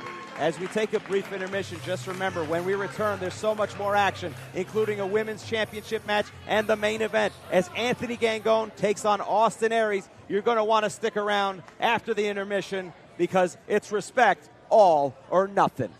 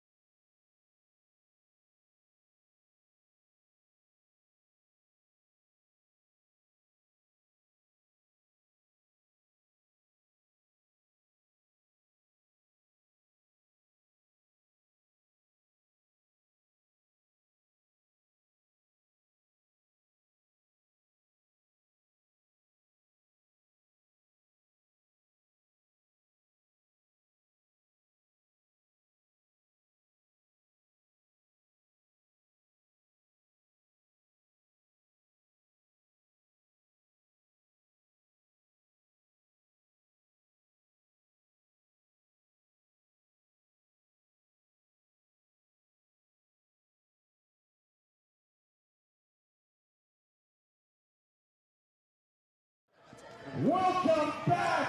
We are here live in the Mecca for Respect Wrestling. And we're having a great night so far, and we're going to keep it going. Right now, we're going to make Respect history. We are going to crown the first ever inaugural Respect Wrestling Tag Team Champions. This will be a three-way dance conducted under lucha rules. Tags are welcome, though not necessary, but whoever is in the ring is legal. There are no disqualifications, no countouts. The man in charge of the sound of the bell, referee Steven Duman. Introducing first. We are back from intermission, and we're kicking it off with a bang here, the second half. Something special, something for the first time. Tag team champions here at Respect. Cheyenne, it just keeps getting better and better tonight. All or nothing. We've given it our all tonight. Think about all that was put out there, no pun intended, on just the first half alone. We're talking about the Call Your Shot three-way dance that kicked things off here. Up. Oh, I wow. would need to take away from EPD's entrance, for lack of a more fitting term. Of course, we kicked off with that Call Your Shot three-way matchup. Of course, Prince Ahmed retained over a valiant Andry Paulino. The new absolute breed in contention for the situation that we're about to cultivate in front of you. And of course, LaVey, successful in her debut against fellow debutant Journey Burke. And Joey Conway breaks the 1+ year win streak of the Brain, Jordan Oliver. Yeah, a lot that happened in that first half. A lot to cover. Thank you for the recap, and a lot more that we're going to have to deal with here. This triple threat tag team match under lucha rules, by the way. Something that could benefit the insane duo of El Pacto Diabolico. El Pacto Diabolico. That was pretty good, El Pacto Diabolico. Yeah. I got tripped up there. I got to do better with my Spanish. Español necesita ayuda. Ayuda. Gracias. You're welcome. How about this for a Spanish word? All the pain that is Justin. How about loco, which is what you would describe these two as. Sure. The only thing worse than one crazy person is when they find a friend.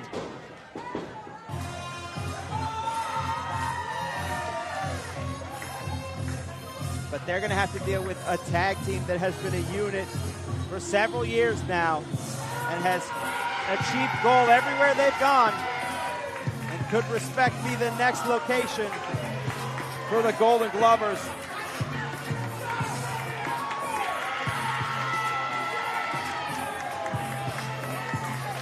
These two have taken their athletic ability from the baseball diamond to the squared circle. That's right. They want the gold.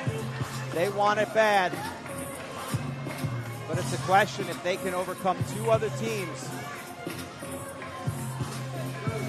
And waiting in the wings, of course, the team of Alvin Alvarez, Michael Fain. Hernandez and Bambino, the Golden Glovers, looking to slide into victory and make history. The final team here, this triple threat contest, which, by the way, sponsored by Brit's Ringside Chat. More on them in a minute. Look at the confidence from the up. Of course, Al Snook. Just Jay. Incredible showing at our last event here in the Mecca. A lot of tension, a lot of high tension, perhaps low rationale in making executive decisions, but that's part of the way in making history and becoming a champion. No matter what, 3 teams here, only one can say they were the first Respect Wrestling Tag Team Champions.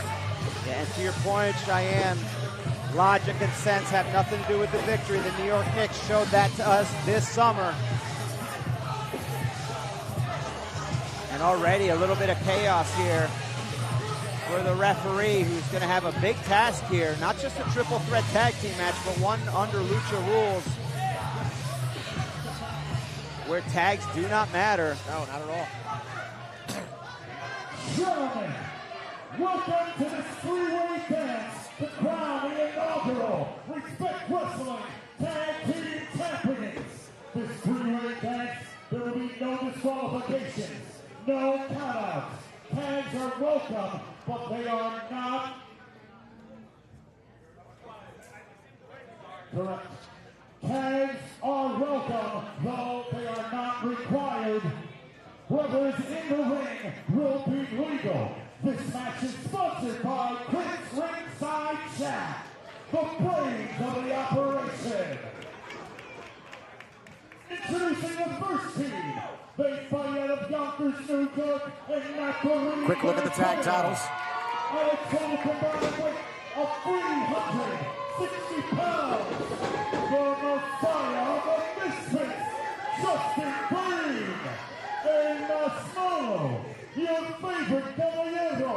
El Masquapo, El Tramposo, Mateo Marcelos. They are El Pacto, Diabolico. I don't like the Shane Fair Spanish is better than mine. Oh, yeah, yeah. I'm actually Latino. Yeah, Shane's muy bonito. Yeah. The second team. Burke, fight out of Cooperstown, New York.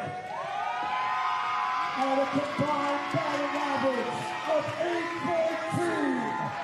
The Cellophane, number 0. Ring Caesar Bambino. The designated hitter, number 26. Landon, Hernandez. The Bergen, LaVey.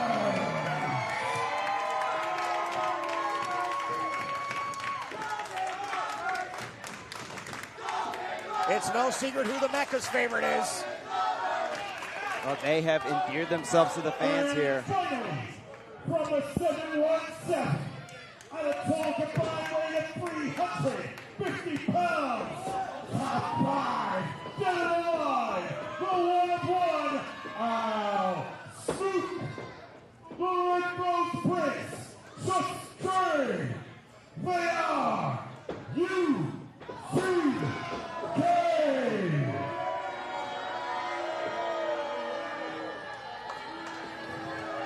Well, we know who the fans aren't rooting for. Here at the Mecca in Ridgefield Park. As we see those two beautiful, pristine tag team championships worn by nobody, fresh out of the satchel, delivered just today. And history's going to be made as we're going to crown the first-time tag team champions here for respect. Only one team could say they were the first. The big question is if Marcelo can get those belts around with that straitjacket on. If they win. And already it's a little bit of chaos here. It is Lucha rules, but we should start with one member of each team on the outside. Correct. Tags are allowed, but not required per the verbiage of Shane Fair. And the bell has rung, and right away, Justin Vayne exits the ring, and so does Marcelo, leaving these other two. And I think that's a wise move here. Let these two tag teams beat the hell out of each other. Now, I want to wonder, with tags not being required, that leaves not just a margin for error, but no room for excuses. We're going to have a definitive winner here, Harry. Well, without a doubt, but it's going to be a fight. It's going to be a different style of wrestling match. And sunset flip. 2, oh. Of course, Al Snook representing the uncrowned Kings, the Up. Ooh, wow. Big catapult there by Bambino. The one. A kick out there. And rolling out of the ring due to Lucha rules here. Hernandez in. Taking advantage here. Oh, look at this. The Golden Glovers, the team with the most tag team experience as a unit. Brutality from the bench, straight from the bullpen. That's what we call a double play, my friend. 1, 2. Justin Vayne breaks up the pinfall here. Oh, a nice side kick there. Mateo slithers in.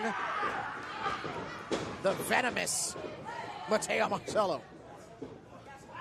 Ooh, stomping on that ankle there. I don't know if it was just done to be vicious, but it's a smart maneuver to take the legs out of Bambino. You would imagine that for referee DM Stevens, it'd be the easier night, not having to deal with tags, but I think he's working double. Yeah, what we lack in tags here, we double up in chaos. Oh, double suplex there on a Hernandez, who you could see that hurt him a lot. Vayne and Marcelos going to work here now, trying to take advantage. Up. Oof. Oh, wow, driving into the back.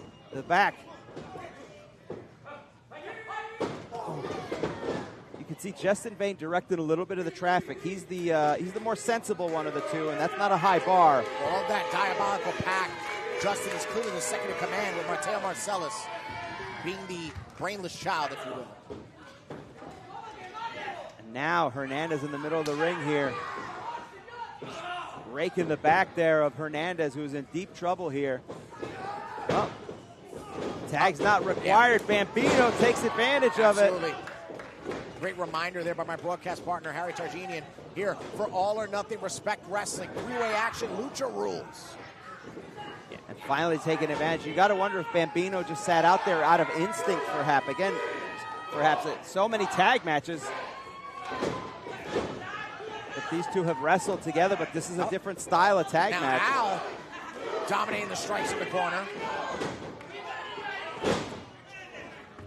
It's back and forth here, just a perpetual punching machine here, back and forth in unison. Unintentional. I can't imagine these two teams are working in unison. Oh, and now the Uncrowd Kings focusing on the ball club. If they were working in unison, that unison was short-lived. Oof.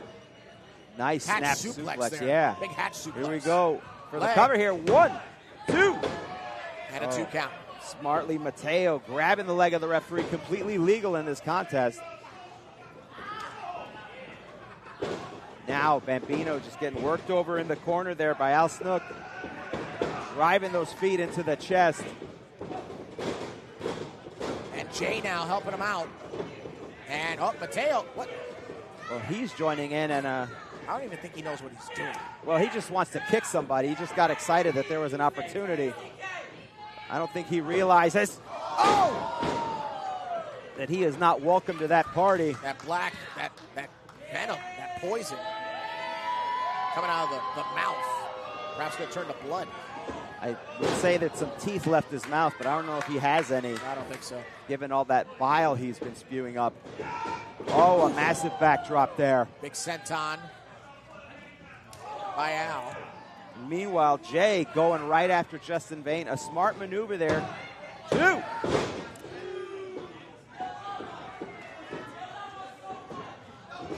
Al Snook in control. Bambino eats that top turnbuckle in this legalized insanity that is the three-way tag team affair to crown the inaugural Respect Wrestling Tag Team Champions. But Bambino trying to fight his way out of that corner there. Meanwhile, in the outside, it's nothing but chaos here. But could there be an opportunity here for Bambino to steal this while it's one-on-one? And just pinning Bambino into the corner. There's a tag. There's a tag. That's nice. And some Gotta nice, respect it. nice in the lines between Jay and Snook. Ooh. Great tandem offense here. And a follow-up. Nice sling blade there. Here we go for the cover. 1, 2. And Hernandez breaks it up as this match is sponsored, of course, by Crit's Ringside Chat. I want to shout out all of our sponsors for the evening. GG for the win, Crit's Ringside Chat, Joe Delgado, Fantasy Faction, and of course the Friends of SP. We might need Advil to sponsor this after the beating that these guys are taking here in the middle of the ring. And in steps Marcelo. Taking out Hernandez, but Chester with the super kick. And Hernandez in a bad predicament here as Vayne continues. Code breaker, but caught by Hernandez. Holds on to it. Watch out for Mateo. Oof. Some great tag team work here from Yeah. El Pacto Diabolico. 1, 2. Just like that, Jay breaks up the pinfall. These three-way contests are so difficult on their own, let alone with lucha rules, where it's very difficult. The window to get a pinfall is very minuscule, Cheyenne. Right. Not just a window to get a pinfall, the window to break up said pinfall. You're talking about 6 men, 3 teams. The winner of It's this, a cliche. You've got to have your head on a swivel. well, the winner of this is the one who has the lucky moment that they can capitalize on. Oh, Tope Suicito from Jay. And that was not the initial plan going on here, but he took that opportunity as an escape from Marcelo. Marcelo asking to be struck. And again. And Hernandez Well, with a Marcelo series of asked. strikes. Marcelo asked, and Hernandez willing to give it to him, but Marcelo delivering some forearms of his own. Oh! Big clothesline. Total contact by Hernandez. Wow. Hernandez using that weight to lay in those chops.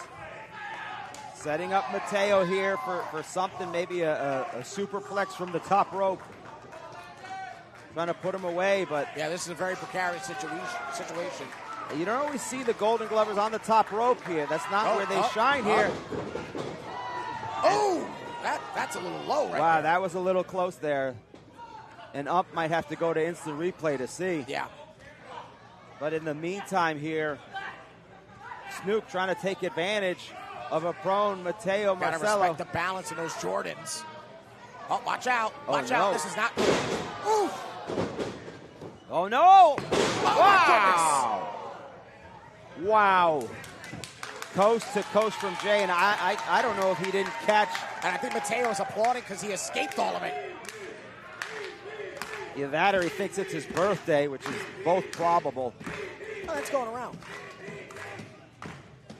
But what Mateo isn't doing is capitalizing on this situation, and that's where the insanity kind of is affecting as he's mocking everybody else. Oh. Jay tossing in just for insult.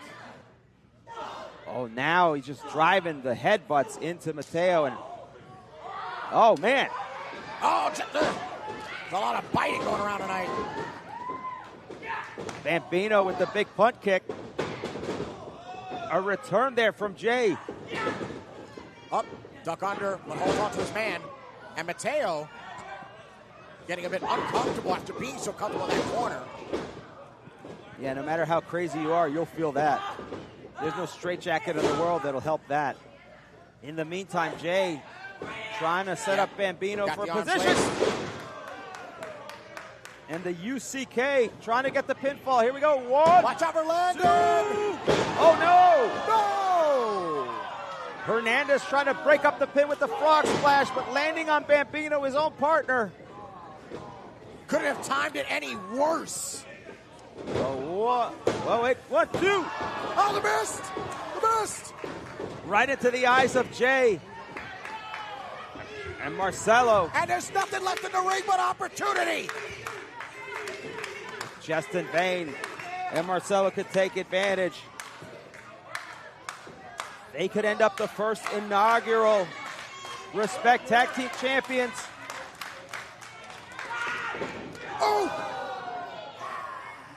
This could be the beginning of the end, but the first step to greatness for El Pacto. They're not done yet here. They've got all the time in the world I with think they're everyone gonna go for it, taken Harry. out. Yeah. Here we go. Oh! La mierda Diablo! Shoots to her! 1, 2, 3. History has been made!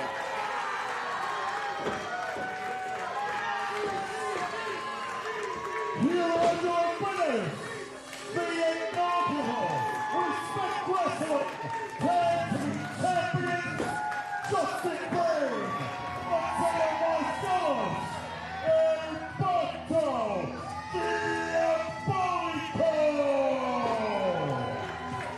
El Pacto Diabolico, the first ever Respect Tag Team Champions. Let's go back real quick.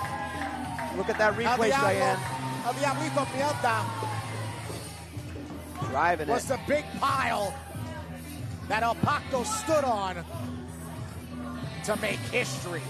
And how apropos is it in one of the most chaotic matches we've ever seen, two of the most chaotic competitors here at Respect end up coming out victorious. Whether we like it or not, they are the new tag team champions and the first ever Respect Tag Team Champions. This tag team division just got deeper, and it just got crazier. That's going to be one of the most unorthodox, one of the strangest celebrations. Wait a minute, what's going on? I'm sorry, what? Somebody didn't pay the bill. Okay, well, I mean, as we see blinded Jay bumping into that, those lights going on were a result of Jay still blinded from that miss. There's a scuffle there, for sure. Yeah, there was a scuffle between the Golden Glovers. Well, Marcelo will have to wear his formal straitjacket tonight as these two go out and celebrate. As you said, there will be many tag team champions, but only one team can be the first. And you're looking at it. There we go. What a night we have had, Cheyenne. Oh, that's Gigi for the win, one of our sponsors. That's right. Gigi, a fantastic person as well. So many of our great sponsors here. Let's not forget Crit's Ringside Chat, the brains of the operation. Joe Delgado and Fantasy Faction. That's right. They sponsored these championships. I hope it was well worth the money. Justin Vayne continuing to rise in this industry. So much action we have seen so far. And there is more there's more title competition ahead, That's right. Cheyenne. The women's championship will be on the line, and the main event, of course, as Anthony Gangone defends his heavyweight championship against Austin Aries. Well, before we get to that, for the next chapter, one of the most unsung rivalries in independent pro wrestling, as Sami Chaos looks to defend a Respect Women's Championship against the world's strongest known. Oh. Wait, what's going on? Justin Vayne wants the celebration here to continue. Take it in every moment, and it was well-deserved. All right. Special thanks to Ray Sanchez for opening a portal to hell for his talent tonight. Thank you. Thank you for that. Thanks, Ray. We have a hell chant at the Mecca. All right. As they know that's where this building is set. Yeah. Welcoming back referee Angel Cruz once again. And we are going right to another championship match, this time for the Respect Wrestling Women's Championship. The singles bout is scheduled for one fall.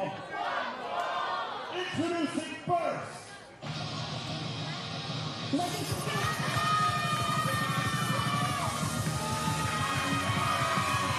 And the world's happiest gnome.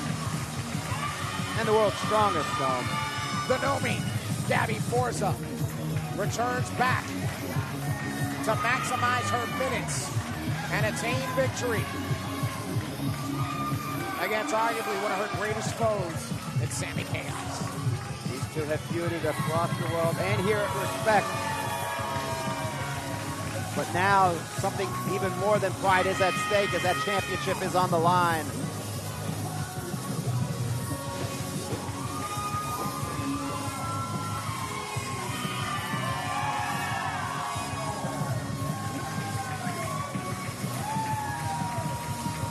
And you can see Forza coming in with the most impressive physique of her career. Every time we see her, she is bigger and stronger. But will it be enough to dethrone Sami Chaos? One of the most physically imposing competitors on the independents today is Gabby Forza. And her opponent. And speaking of physically imposing,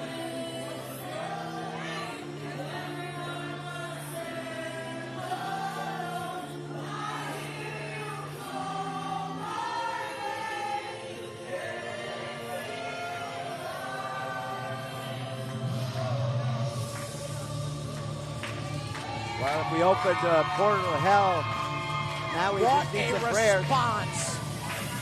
What a response for the Harvester of Sorrows. Clearly a lot of respect.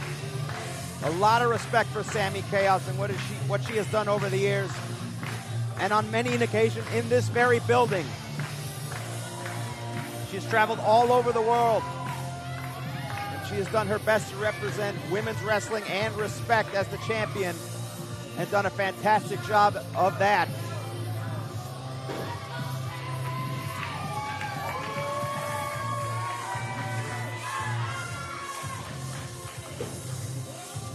This saga has continued for over a year as these two competed in the very first Respect event last year. That's right.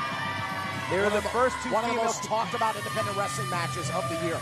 Yeah, without a doubt. And we're about to see the sequel here. We're going to find out if part 2 is as good as the original. But a year is a long time in professional wrestling. To the singles match to be contested for the Respect Women's Championship. Introducing first, and according to my right, the challenger. She fights out of Long Island, New York.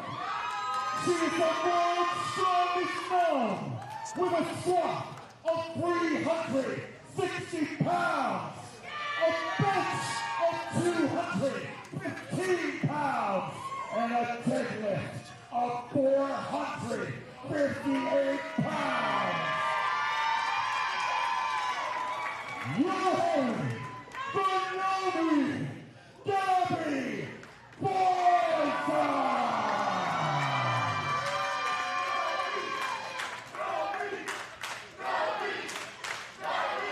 The fans behind Gabby here, a mixed crowd, or perhaps a crowd that respects both of these competitors, to be honest. She fights out of Asbury Park, New Jersey. She is your lady, defending inaugural Respect Wrestling Women's Champion. This is the Harvester of Sorrows, Sami Chaos. Sami Chaos, so connected to that championship, she ripped it right back from the referee's hands just to have it in her possession one more time before this match starts.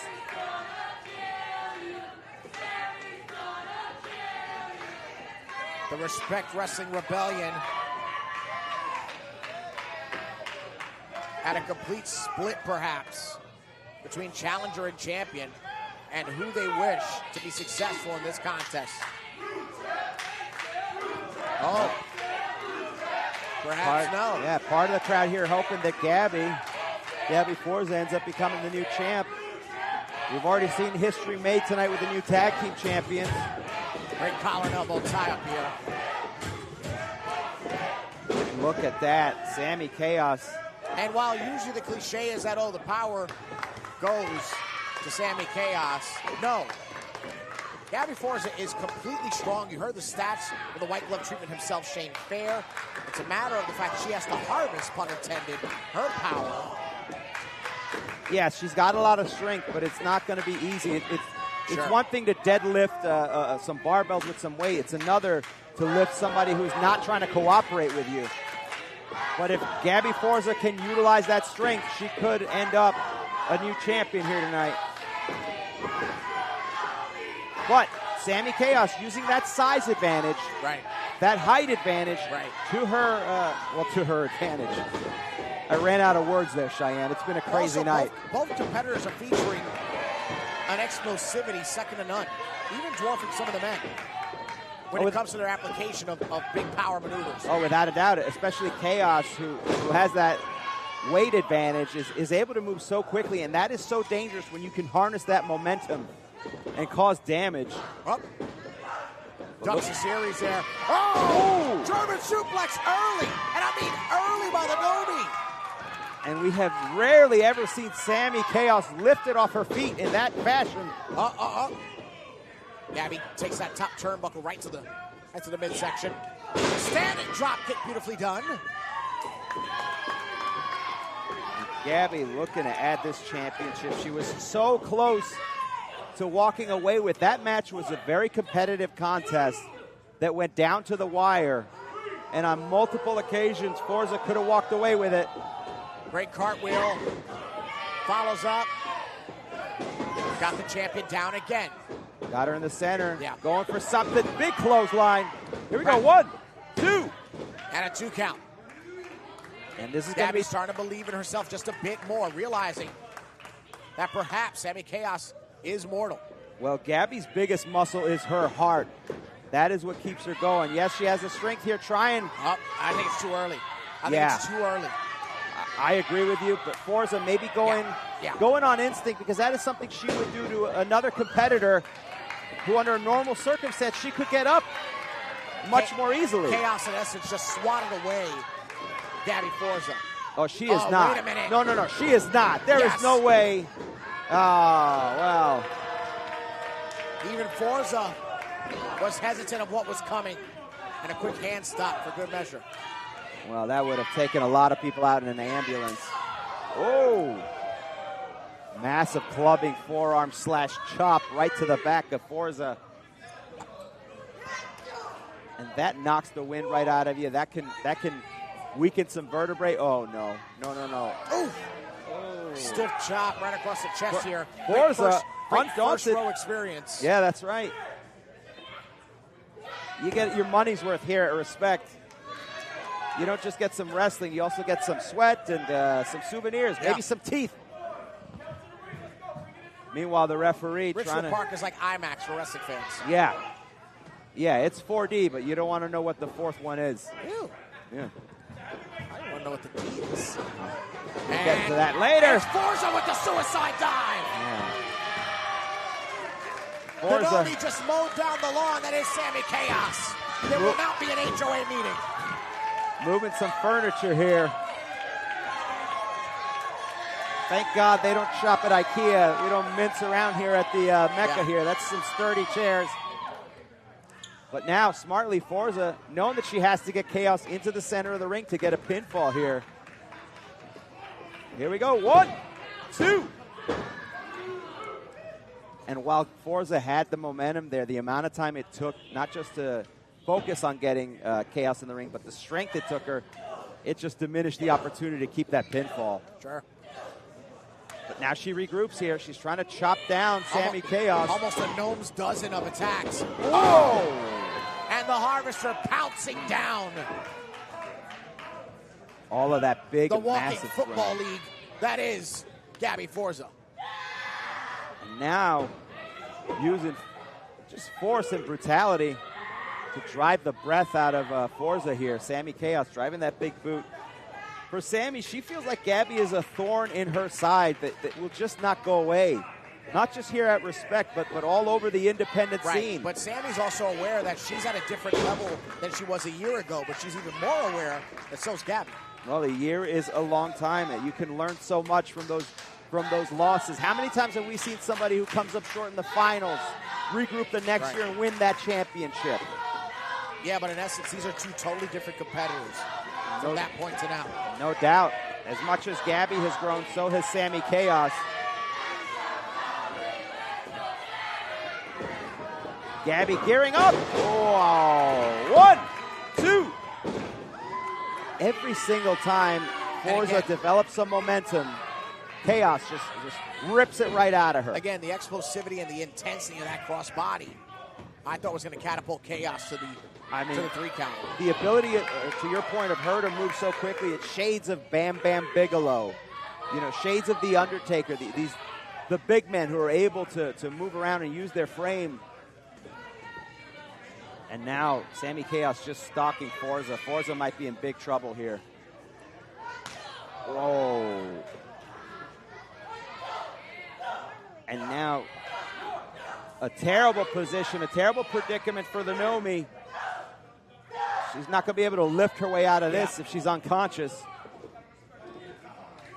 And what I like about Sami Chaos, grabbing Forza, putting her in the corner, driving her weight, getting the oxygen out, and then to put the piece de resistance, driving those elbows.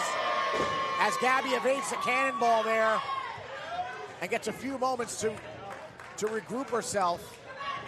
Chaos taking a little bit too much time there, maybe trying to catch her own breath, and that was just enough time for Gabby to regroup. That allows Forza to rally up, back to her feet. Watch this. Oh! You want to talk well scouted? Chaos saw that from the first leap. And now, there's a cannonball. The second one did not miss. Forza in the middle. Here we go. 1, 2. Forza somehow able to kick out of this. And that's where the strength helps out Forza a lot. Another competitor would not have been able to power her way out of that pinfall. Sure. But the situation's still dire here for Gabby. As this is the second title defense here for Chaos. But Gabby Forza smartly using the rope here, and I like that method. Ooh, great shoulder block there, almost taking Chaos through the ropes. Up. And another. Perhaps that's the goal, Harry. Well, if she can get her through the ropes and drop her 5 feet to the ground. And Chaos tumbles out like a bad lawn ornament from the power of the gnome. On her way out, hitting that ring apron. This match spills to the outside yet again.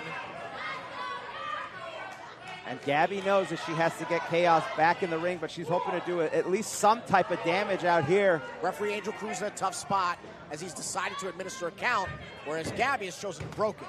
Well, that's smart thinking here. That's awareness and presence here.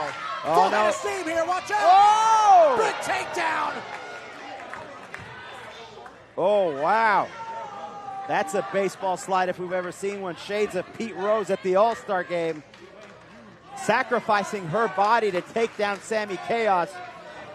And she did it, but the only problem is now they're both down and she can't get Sami Chaos into the center of the ring.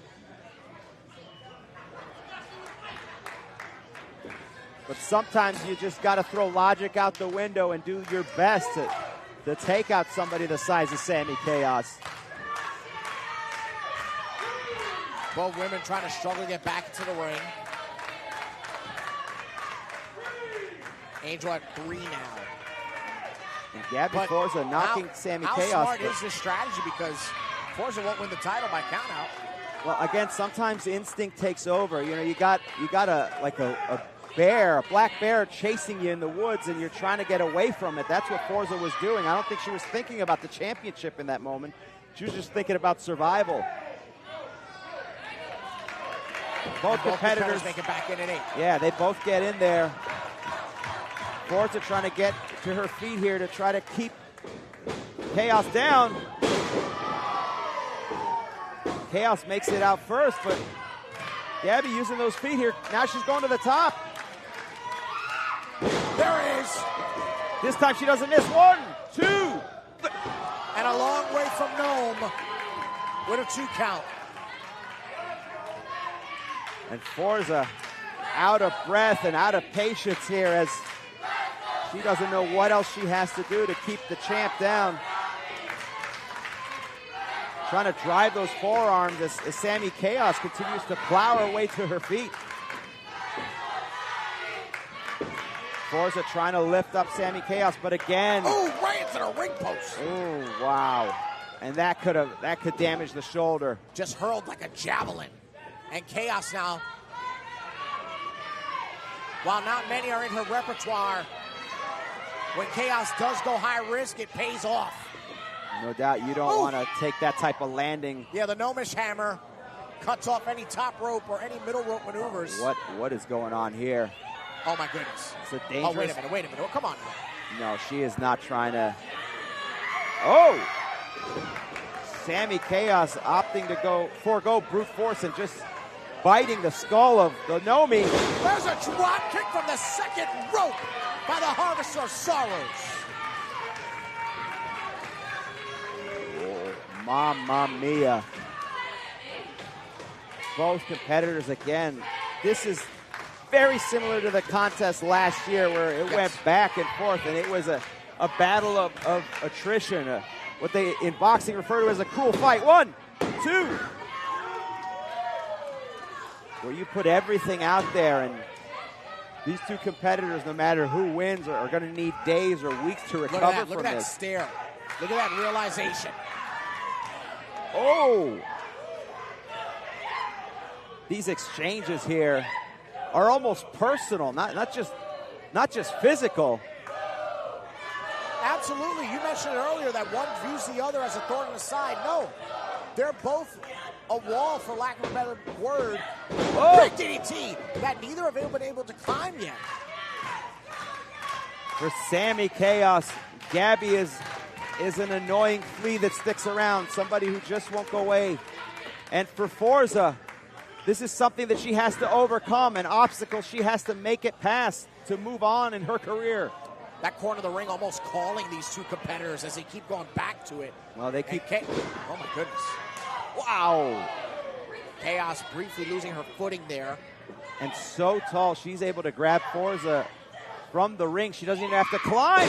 Big time DDT this time on that middle rope. But Forza was able to take advantage as Sami Chaos was unable to climb the ropes. Forza now thinking about that lift. Can she do it this time? Clean! Yes! Clean! She gets it, the Samoan drop. Finally. Finally, she's got Chaos down. And could this be it? Could this be the moment? Spear! Down! Center ring! Gabby has got to cover Chaos to become the new champion. As she quickly climbs away. Come on, Gabby, can you do Gabby's it? Going for the cut. Hey, whoa. Wait a minute. Amity LaVey is out here. Yeah, Lady Lobotomy distracted Gabby. Gabby was so close here to getting that pinfall, but maybe she can still do it here. What Take is the advantage. reason behind Wait a that? minute. Oh. Big headbutt from Sami Chaos. Standing STO almost. 1, 2, 3.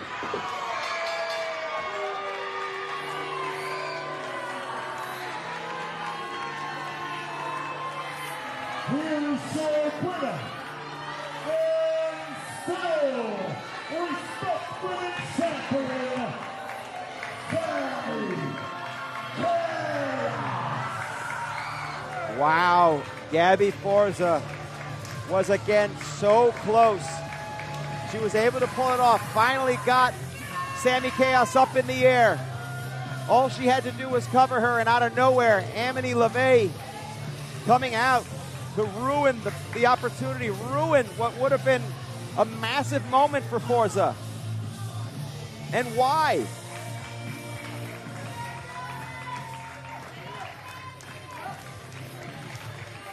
And here, shades of what we saw 1 year ago.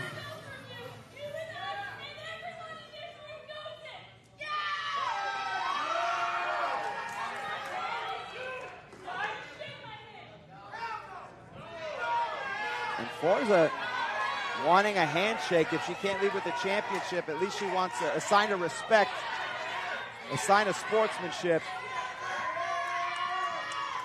Oh, wait a minute. Exactly that, a sign of respect, but a warning. You cross the line, and here's where it ends with Sami Chaos. In the midst of that brutality, the second contest here at Respect between these two, there is that sign of... You asked if the sequel was better than the original, while the ending is questionable amongst the critics. That was one hell of a match. No doubt. But why did Amity LaVey come out here? That question remains to be answered here as poor Gabby Forza has to regroup. Oh, thank you. You already know how this goes down. Go over here. What a difficult night it'll be for Forza. Meanwhile, back in the ring here, Shane Fair. All right, everybody. We've had a great night so far. We've got 2 huge matches left for you, including this match, which is a first-time ever match. This singles bout is scheduled for 1 fall. Introducing first,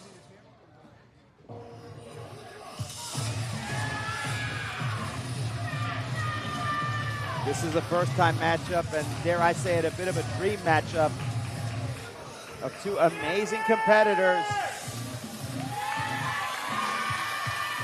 And of course, it happens right here at Respect, all or nothing.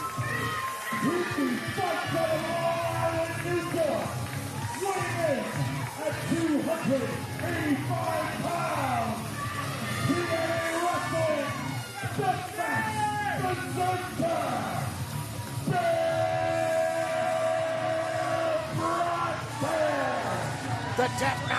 The Deathmatch Berserker, Hardcore Billy Joel, has touched down to the Mecca for hashtag all or nothing for a history-making, first-time ever affair.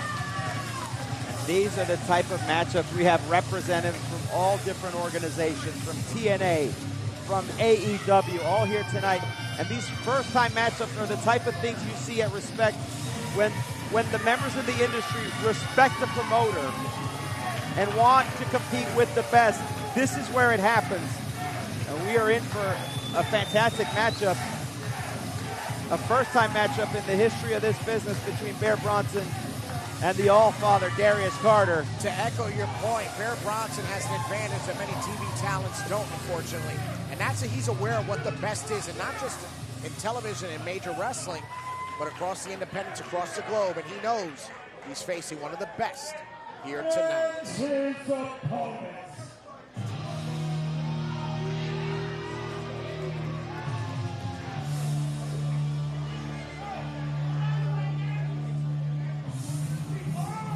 Some say that across the current landscape of independent professional wrestling, not just the state of New Jersey, across the nation, that this man is in fact a wrestler's wrestler.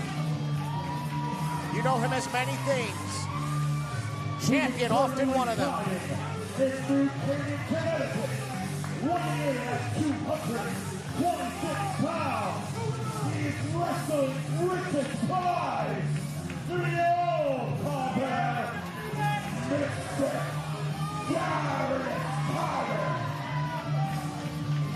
Darius Carter, one of the best here in the independent scene.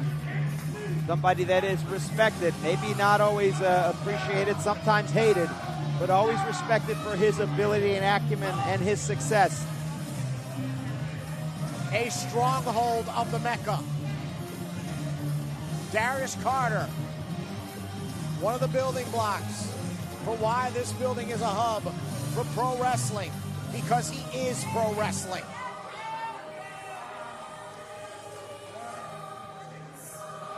And the All-Father himself,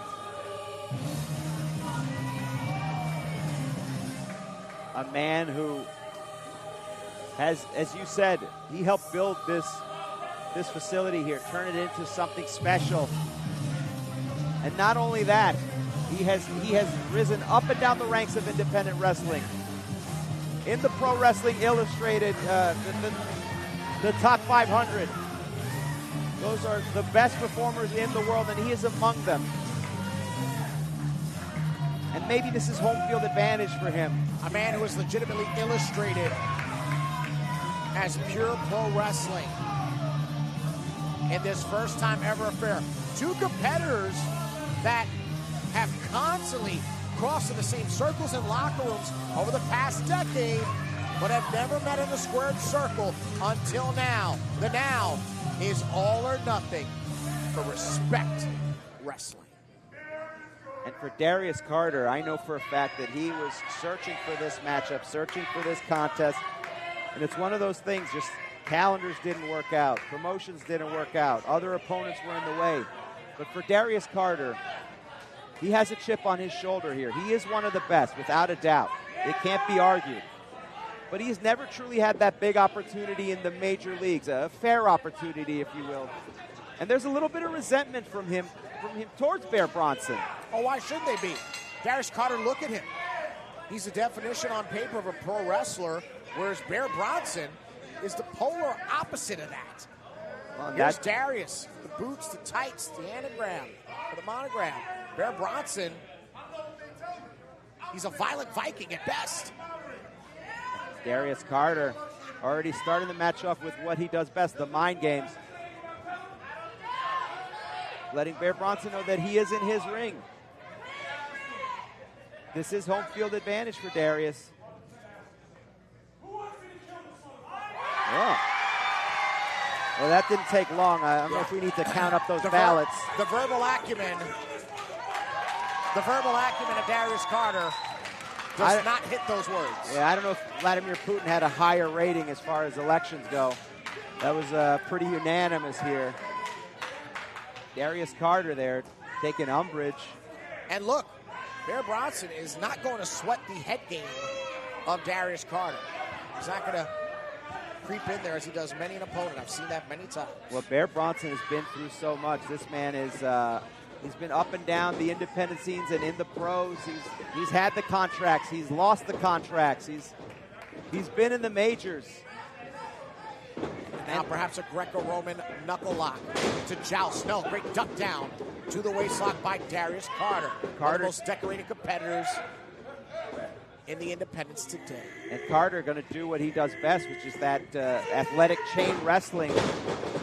But the problem is he's facing somebody who has a lot of size and mass and strength. Size, mass, and very little regard for his opponent. They call him the Deathmatch Berserker for a reason. I've seen Bear Bronson do many a heinous activity since getting into the realm of deathmatch wrestling. Well, don't let that smile fool you. He is a people person to a point until he crosses the wrong people. And Carter again trying to go for a shoot there, trying to take down the legs. Yeah. But Bear just powers out of it. Great strategy to take out Bronson from the legs, from the standing point, but it isn't going to be an easy joust. No doubt about it. Definitely a strategy from Carter, but like you said, just because you have a plan doesn't mean it's going to be easy.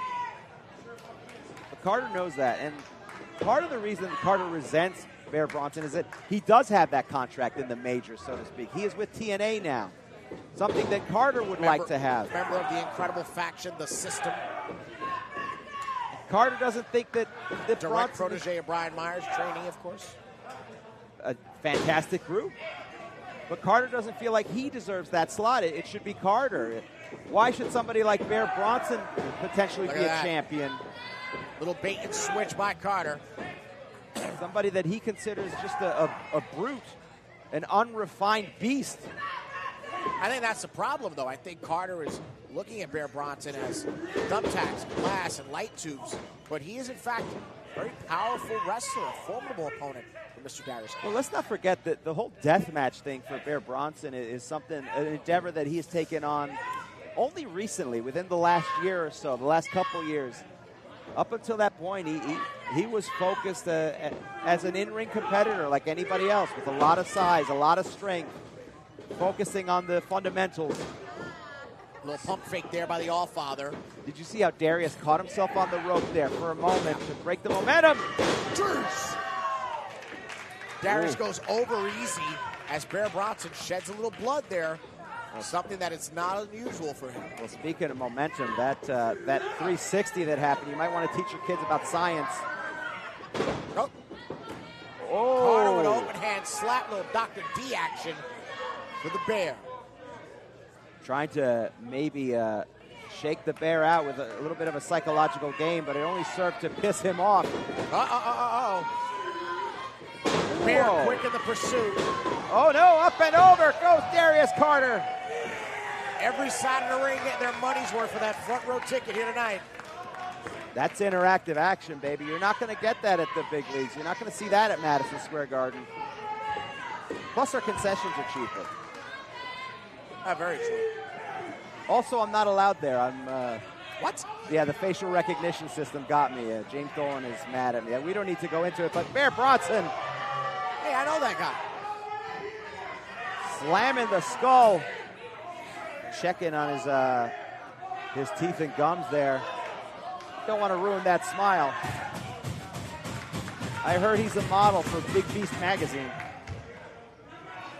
And now, meanwhile, Bronson dragging Carter out to this arena that he calls home. Well, he's going to explore every inch of it, asking Carter for a tour, I guess. That he is. now taking out all his aggression, all the disgusting things that Carter had said about Bronson, how he's unworthy, how he's uncouth. Right there in that merch area, right in front of all the fans here, the Respect Rebellion.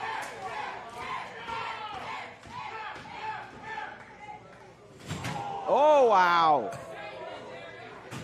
Oh, and that time frame, that little bit of time that Bear Bronson used to catch his breath. Say what you will about Carter's lack of hardcore wrestling dreams, but down and dirty Carter can get.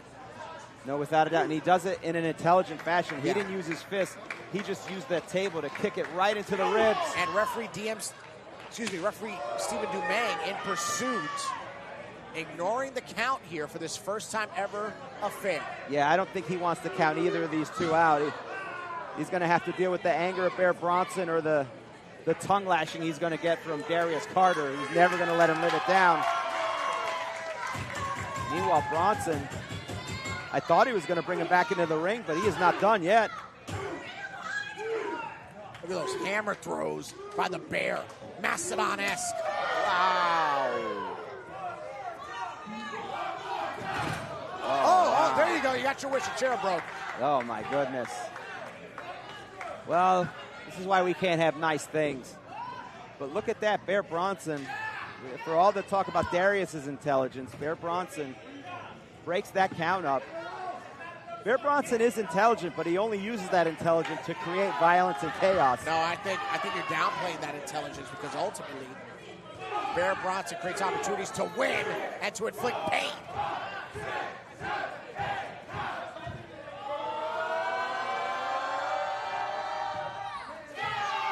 Oh, wow. Bite him.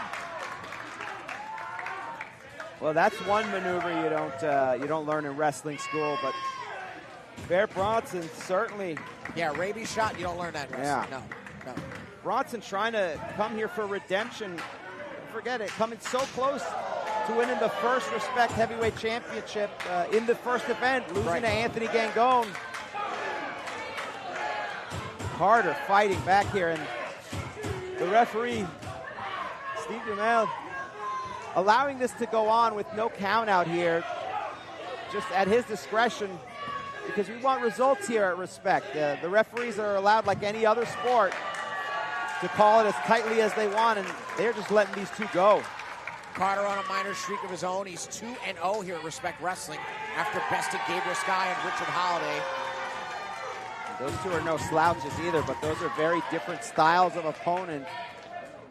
This is a much bigger task for him, both literally and figuratively. And for those of you wondering, the first time ever affairs do not end here. For our main event, immediately following this contest, Austin Aries looks to challenge a Respect Wrestling World Champion, Dr. Sleep, Anthony Gangone, first time ever. This match is yet to trickle back into the ring. Well, finally. There we see Carter get into the ring, if only for salvation, not to get a pinfall, just to get the hell away from Bear Bronson, and then sliding out the other ring, which is something he normally does. I don't think he knows Bear is out there. Oh, my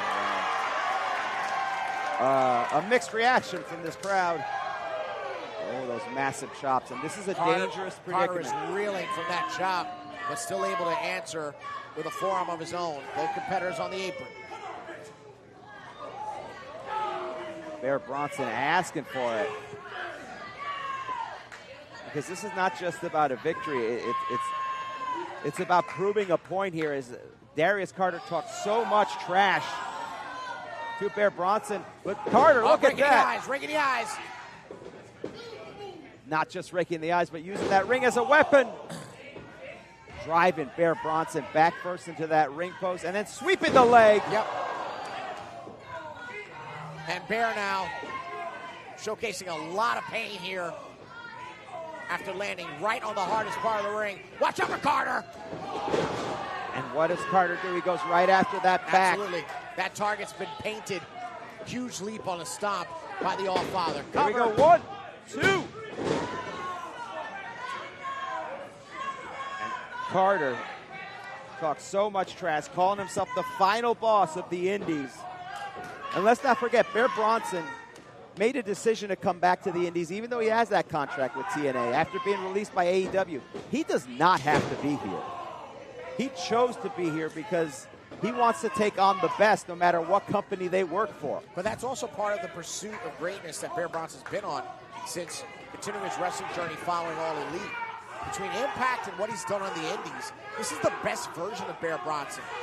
And again, going back to his wrestling acumen, he knew what promotions to work for to develop a name for himself. He knows what it means to be here tonight, and he knows what it means to potentially defeat Darius Carter, let alone work with him here. And as Carter drives that forearm into his back again, clearly working the upper back and the lower back, that is also part of what Carter resents, that Bear Bronson would come into his home, his domain, the independent wrestling scene, almost treating it as as an exercise, an exhibition, in Carter's eyes, of course. And that's what he resents. He is the final boss here at the Indies. And Carter now thinking for the legs. Yes. Ooh, as a gateway for Dirty Deeds. Driving that boot into the solar plexus and again working that back. Look at just the dig and the wrench on the spine, compromising the vertebrae of the deathmatch berserker. And if he could take out that lower back, that's going to take away any of the ability for Bear to pull off those maneuvers which require power, those lifts. You could see Bear just in agony. Huge elbow there by Carter. And Darius Carter not moved at all by Bear's predicament. Won't be sending him any get well cards soon. And again, going right back to the back. And going a little surfing here. But Bear Bronson, bad back and all, getting up here. And Carter in a precarious position. Oh! Now he completely changed. Shoots the half. Here we go. 1, 2. Bear Bronson kicking out. Look at the frustration. Carter knows. Carter knows that he's inching towards one of the biggest victories of his career. This would be a massive feather in his cap. And look, he's had a lot of impressive victories in his career. There's no doubt about that. But he wants to take out somebody from the pros, if you will, from the majors, from the show to prove a point. Because if he can take out somebody like Bear Bronson, he'll get the attention of TNA or AEW and go, hey, I deserve to play with the big boys. I deserve to be up there. And I can't disagree. Life is not fair. If it was, Darius Carter should be on TV every Monday, every Wednesday, every Thursday night, what have you. But such is life. Meanwhile, Bear Bronson powering his way out. Standing on that second rope now is Bear Bronson, but Carter derailing any attack here. Stays on his man. 1, 2. Carter smartly not. 1, 2. Carter was not going to wait for Bear Bronson to come off that top rope. Absolutely not. Carter knows that the reality of victory is very, very possible. Look, he's done it before. He's taken on multiple opponents in this business. Places and positions where he was deemed the underdog. But with his repertoire, there's no position where Carter is the underdog anymore. He is the all-father. He just needs to finish putting away Bear Bronson, who is in a bad way right now. And Bronson might not make it to Thursday night. He might be in the emergency room if Carter keeps working on that back. Carter thinking either pile driver or that neck adjustment. Both trademark moves of his repertoire. Oh. But Bear Bronson. Bear, can he power, can he power, can he power? Oh. Almost got Carter completely turned. Holds on to him, though. Trying for a sunset flip. Oh, no! Oh, Bear Bronson taking a seat right on the chest of Darius Carter. And if he's still got to regroup, Harry. Oh, no doubt about it. I mean, look, he's got a bad back, but he has a spirit that is unbroken, that's for sure. Carter in agony, but Bear needs to take advantage of this situation. You can hear Carter gasping for breath. Up to his feet first, both of them actually at the same time. And Bear now charging away and leads that charge with a splash. Bear just bombing away weaponizing that huge frame. Darius out on his feet here, another splash, and this time he holds on. Favoring that back, though. Picking up Carter maybe for a power slam, and he nails it. Just a grisly drop for Carter as Bronson now back in control here at respect. All or nothing. There, Bronson electing not to go for the cover here, trying to go to the top to finish off Carter. But you can see him, bracing that back. Big elbow. The Berserker's got to be thinking about a cover, and he one, does. Two. Big kick out by the Allfather. And lost in all that is the fact that somebody the size of Bear Bronson was able to deliver a Randy Macho Man Savage style elbow drop. And then in another miracle, Carter was able to kick out. I don't think that bad back allowed Bear Bronson to get the full leverage of that pin. And Carter was able to take advantage. Well, you got to also keep in mind that because of that potentially injured back, he's not able to manipulate his own body for the cover. Yeah, exactly. Just not able to get the full leverage, not able to get the whole weight. And on top of that, having a difficult time getting to his feet here, going for a discus clothesline. Oh, Carter quick. Carter with the sleeper here. Yep, trademark maneuver that has paid dividends for Carter. That's got him championships. Well, Bear snapping his way out of it. Oh, could be time for Bear Bomb. No. Did not have the back strength. Beautiful standing drop kick. Carter going for it here. Big punch kick. Great rebound by Carter. Oh, and the way he swept that leg. Here we go. 1, 2, 3. So and the close Berserker there. Stays alive in this one.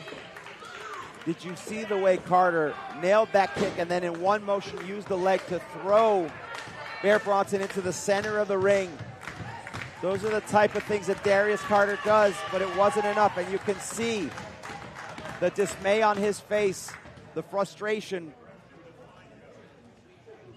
And you can see as Darius Carter looks on, you can imagine the wheels turning in his head. He's trying to figure out what he has to do to finally put Bear Bronson away.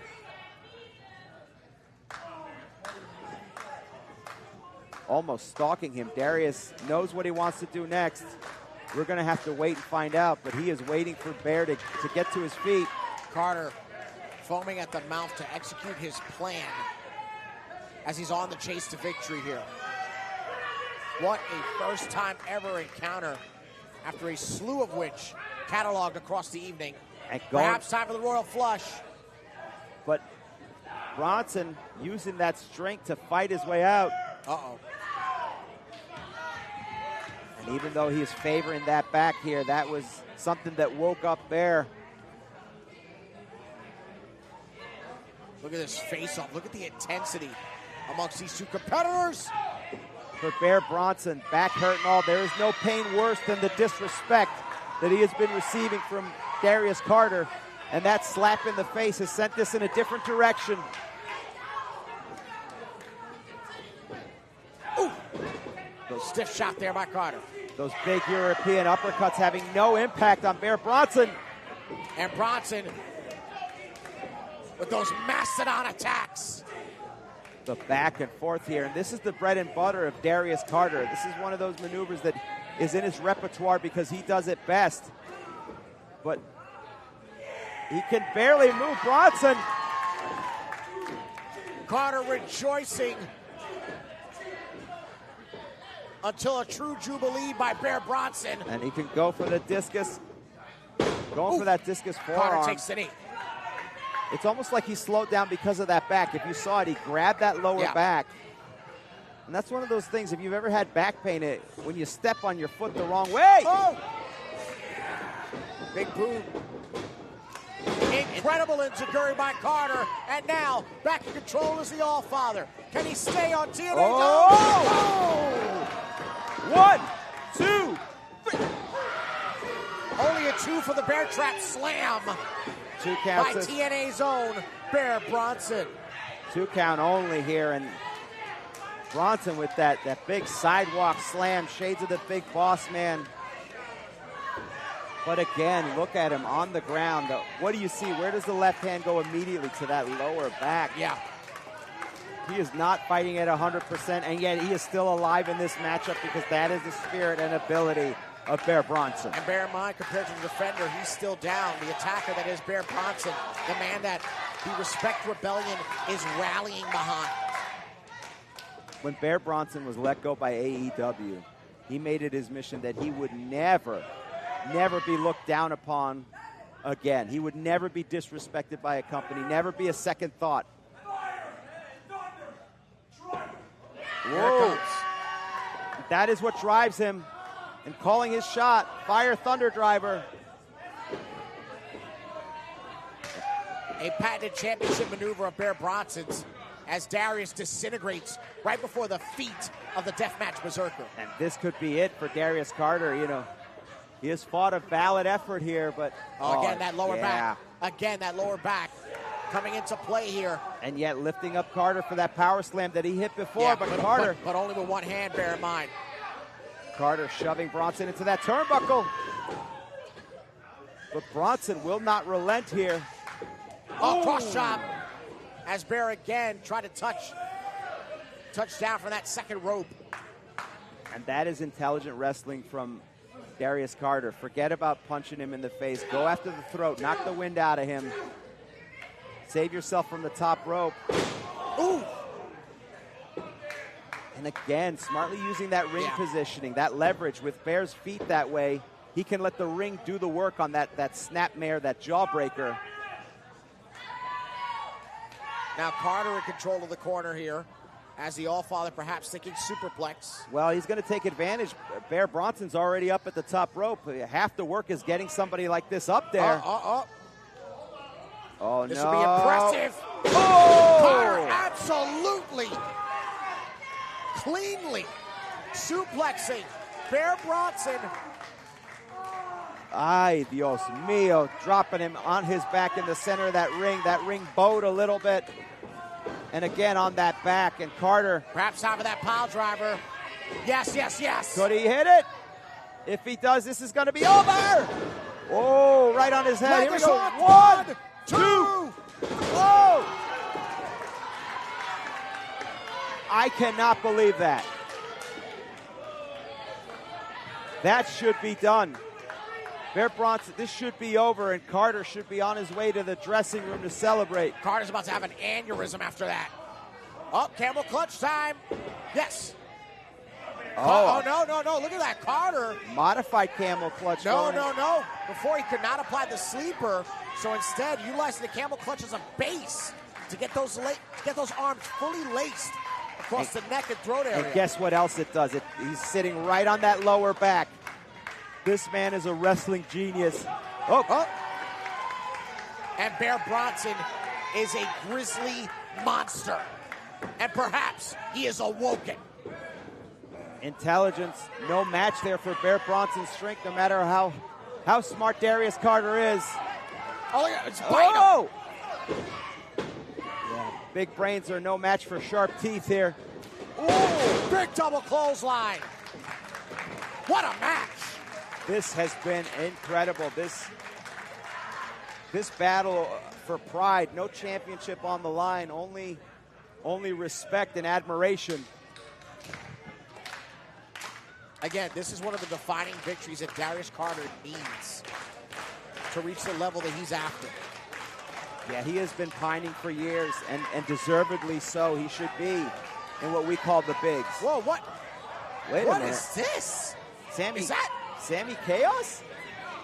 Assisting Darius Carter? Handing something to Darius Carter, and I don't think it was... that is a pair of brass knuckles. Wait a minute here. That is a fistful of dollars if I ever saw one. And the referee, Stephen Dumore, was unaware of it. Darius Carter has those brass knuckles, but he has his back turned to the referee. DM Steve is now questioning the presence of Sammy Chaos. Sammy Chaos just out here to watch the matchup. She does have the right to do that in theory, but Darius Carter! Oh! The plan of attack gets cut off here, but Carter, I think his hand's still in control. Bear bomb! Oh, no! The referee needs to turn around. 1, 2. Steve is distracted by Chaos. as Gigi for the win, one of our sponsors. And if that referee had not been distracted, maybe he would have been there in time to make that 3 count. Oh, yeah, definitely. That lack of attention by the official is why Carter's still in this match. Well, I can't blame him directly, as much as I hate referees at times. Carter still got the foreign object. Yeah. You can tell he's hiding that hand from the ref. The crowd's shouting out answers like Family Feud here. Yeah, but there's so much going on. I don't know if the referee can hear it. Listen. I don't even think Bear realizes what's on that hand. No, Bear is just coming to, and he has no idea what is in store for him if the ref doesn't see this. Yeah, and a smart play because Darius usually a southpaw. He's got on the other hand. Oh, and Sammy now physically getting involved. Oh, no! Oh, right up back! Carter discards the evidence, and it could be time. Laced up for the royal sweep. Here we go. 1, 2, and 3.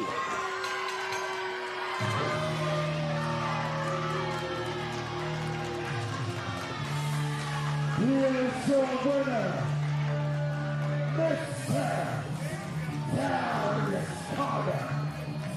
Darius Carter did what he said he was going to do. He was going to put down one of the major leaguers, one of the best in the industry in Bear Bronson, and he did it, although in scrupulous fashion here as Sammy Chaos was involved. Wait a minute, hold on.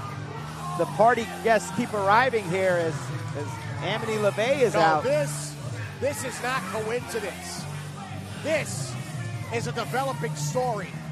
Perhaps a blueprint come to life. Is there perhaps a union, an industry, or a stable forming here between Darius and these two competitors? But in the midst of all this, Bear Bronson. Wait a minute.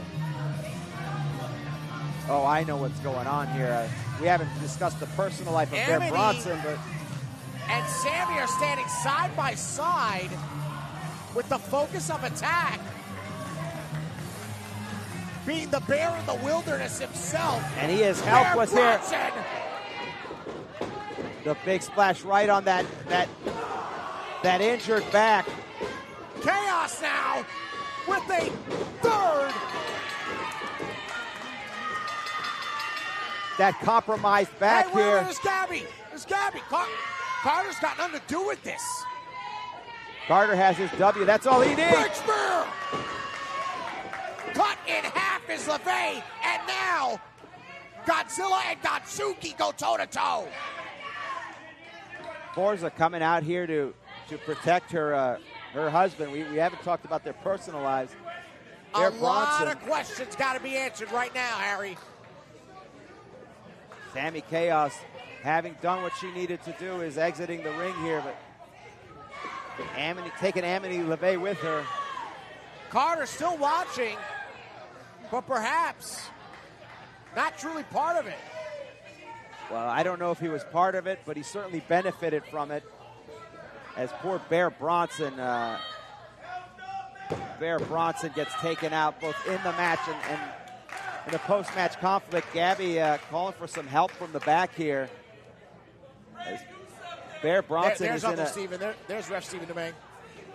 Yeah, and Bear Bronson in need of some type of medical attention here. Yeah, that back could seriously be injured. Yeah, that's a big problem here. As if what Darius Carter did wasn't bad enough. Sammy Chaos pretty much trying to end the career of Bear Bronson, perhaps out of viciousness and spite towards Gabby Forza, a personal attack. Respect, make some noise for Bear Bronson, please. And the crowd appreciating Bear's effort, though I don't know how much solace that's going to provide him, as he is badly hurt here. And Giant Ortiz here with Harry Targinian, and we are looking to our main event, a battle of generations in independent professional wrestling here at the Mecca, Ridgefield Park, New Jersey, as the inaugural Respect champion, Anthony Gangone, Dr. Sleep, defends against a true pioneer of pro wrestling, the star himself, Austin Aries. That's right. Anthony Gangone, the first champion here at Respect. And what that did was put a target on his back. The best and the brightest, past, present, and future, want to come after him. And tonight, that man is Austin Aries. A dream match collision comes your way in the main event. Thank you, Michael Sefko, and thank you to the commentary team, Harry Tertullian and Cheyenne Ortiz. Thank you to all of you that are watching at home on YouTube tonight. We want to remind everyone in attendance that merch will be available after the show. Please show support for our Respect athletes. And one more thing, Steven. The next time that you and I come to Respect Wrestling, it's going to be a much shorter drive. Because the next time that the Respect Wrestling ring is up, it's going to be in New York City. What now? That's right. Big headline story this week. With that said, it is Friday night and you have plenty of options. And you came out here tonight to not only respect wrestling, but respect itself. So for that, we thank you very much for coming out on a Friday and spending it with us. Right now, I need everything you have left because this is your main event of the evening. And it will be contested for the Respect Heavyweight Championship. This bout is scheduled for one fall. Introducing first. Cheyenne. Blockbuster news broken this week as echoed by Shane Fair. The next time you can catch Respect Wrestling, it'll be in New York City. Be sure to follow us on social media for a follow-up on that huge announcement. And Cheyenne, we have seen so much here. The fans' hands are sore from clapping. Our voices are sore from screaming and yelling. And we still have a hell of a main event ahead of us. Maybe the best match of all, as two men of high caliber, two performers who are the best at their craft, go head-to-head.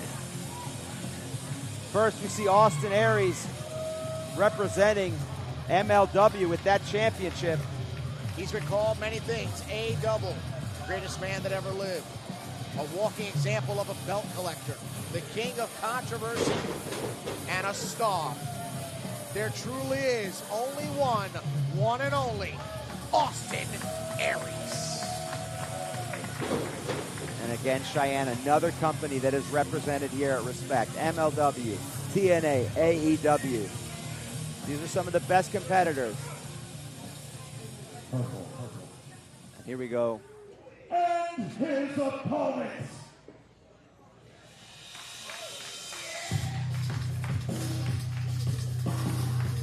The level 5, full roaming vapor.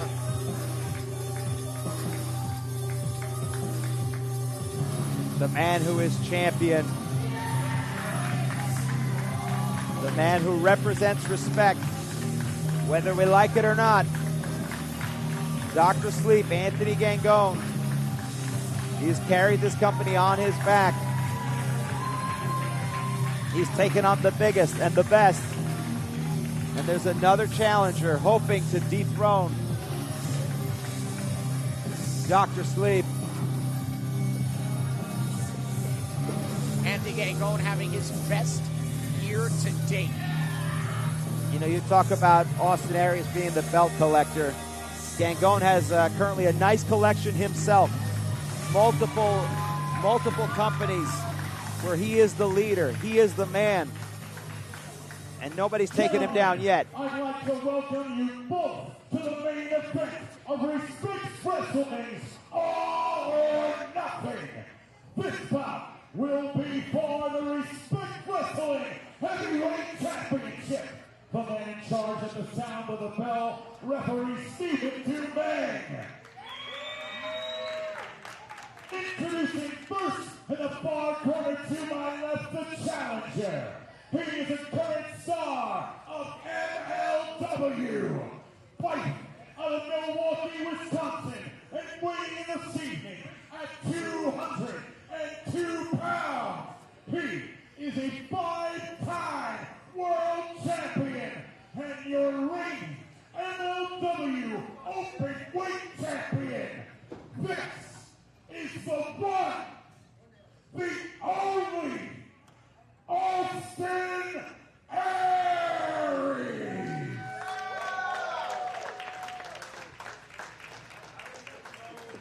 and his opponent.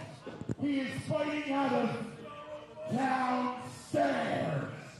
For the last year, he has been your reigning, defending, undisputed, inaugural, Respect Wrestling heavyweight champion.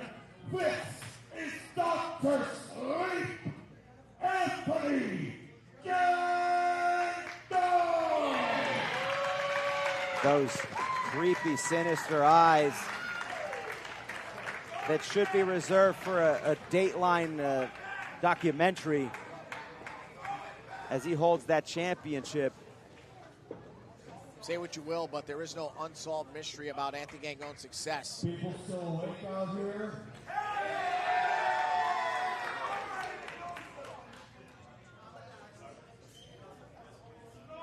I've been lucky enough to travel the globe over the last 25 years because of professional wrestling. But I have to say honestly, every time I come back to New Jersey, it's special to me. Because it reminds me what my body odor smelled like before I went vegan. Oh, wow. And everyone of you here tonight had a chance to go buy a copy of my book to change your diet, but you'd rather steak and eat 2 for $3 hot dogs. Okay. Jersey's a big blizzard state. Yeah. Between all you and me. Now let's talk about the difference between you and me. Oh, wait a minute here. Austin Aries holding up that MLW championship. I'll be honest. Stepping in the Respect Pro Wrestling ring for the very first time and having a shot at the Respect Heavyweight Championship, that's a privilege, and I appreciate that. But then I thought to myself, well, why not make it bigger? Because I've got a championship too. The MLW Openweight Championship means any man, anytime, any weight, any place. And I couldn't think of a better place than right here, right now. And we can make this a title versus title match. Wait a minute. Whoa. What are we talking about here? Talk about announcements. The blockbusters keep coming. But then I thought a little more about it. And I Okay. realized, Gangon, as good as you are, you're not at my level yet. And you don't deserve a shot at my championship. The most prestigious championship of pro wrestling. Because here's the difference between you and me. I'll do whatever it takes to win. I will take every shortcut. I will find every advantage. I will do anything to be victorious. Even going down there. Well, I think we know what he means. I don't think he's talking about Australia. And here's the other difference between you and me. I watched your little video you did. Got a list. Leading up to this match, and you talked about how the mark in you was so excited because wrestling Austin Aries has always been your dream. Well, let me tell you something. There hasn't been a day in my career where wrestling you was ever my dream.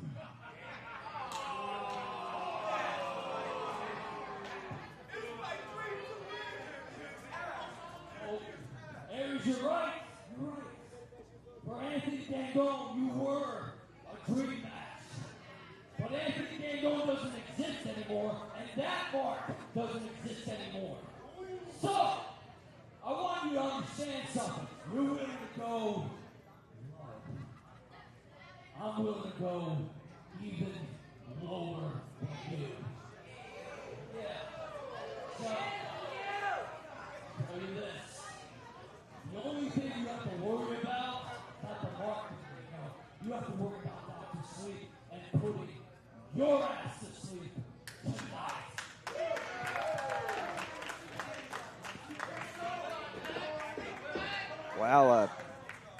Anthony Gangone making a stand for himself, letting it be known that despite the respect and previous admiration for Aries, it's a different story today.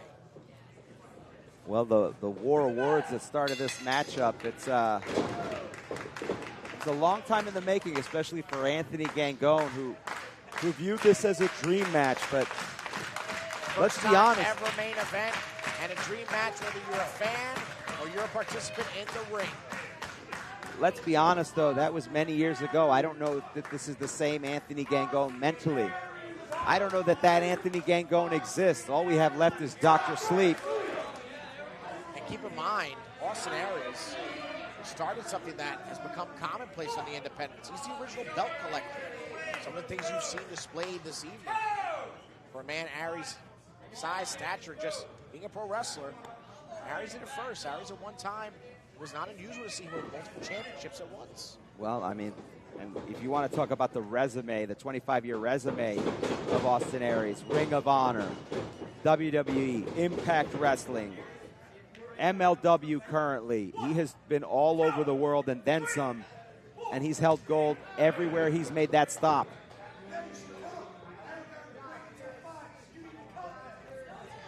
Ref Stephen Domingue, I doubt, will be intimidated by the veteran. He's got a job to do ultimately, and that's to create history here tonight. His first time ever a fan. Oh, quickly, and Austin Aries using that athletic background that he has, that amateur wrestling style that he... Aries answering back to Dr. Sleep.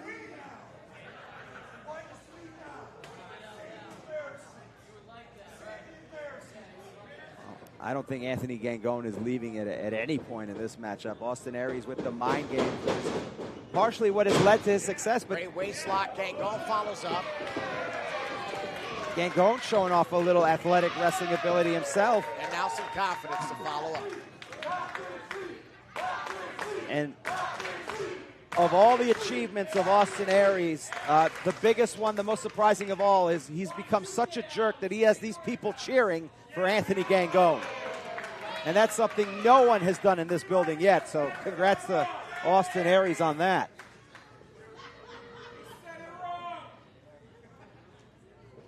But Aries undaunted, walking around with that arrogant swag, taking his time.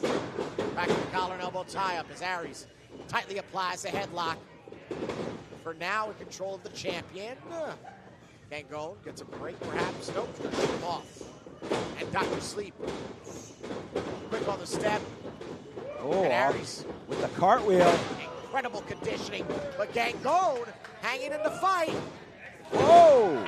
Trademark dropkick of Austin Aries. Austin Aries jumping out of that leg scissor, shades of World of Sport, British style wrestling, that escapology. And for all the talk that Aries, all the trash talking,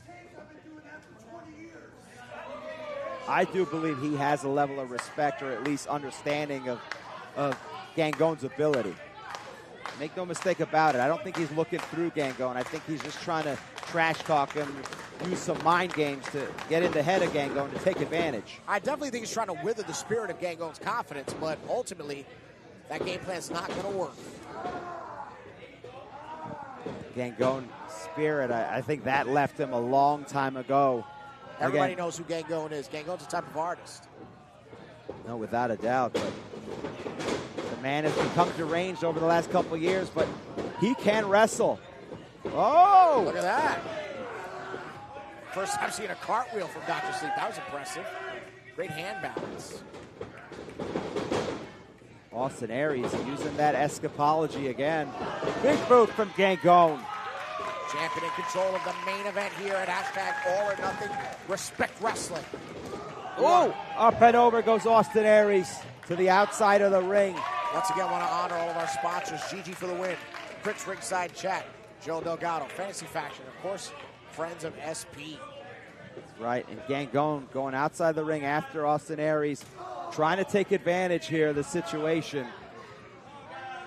Maybe trying to punish Aries a little bit. It's not the first time that that silver tongue of his has gotten Aries in trouble.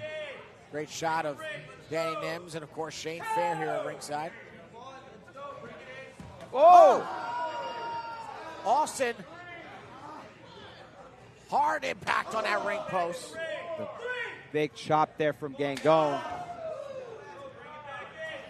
And Austin Aries trying to get some reprieve, but Gangone not having it.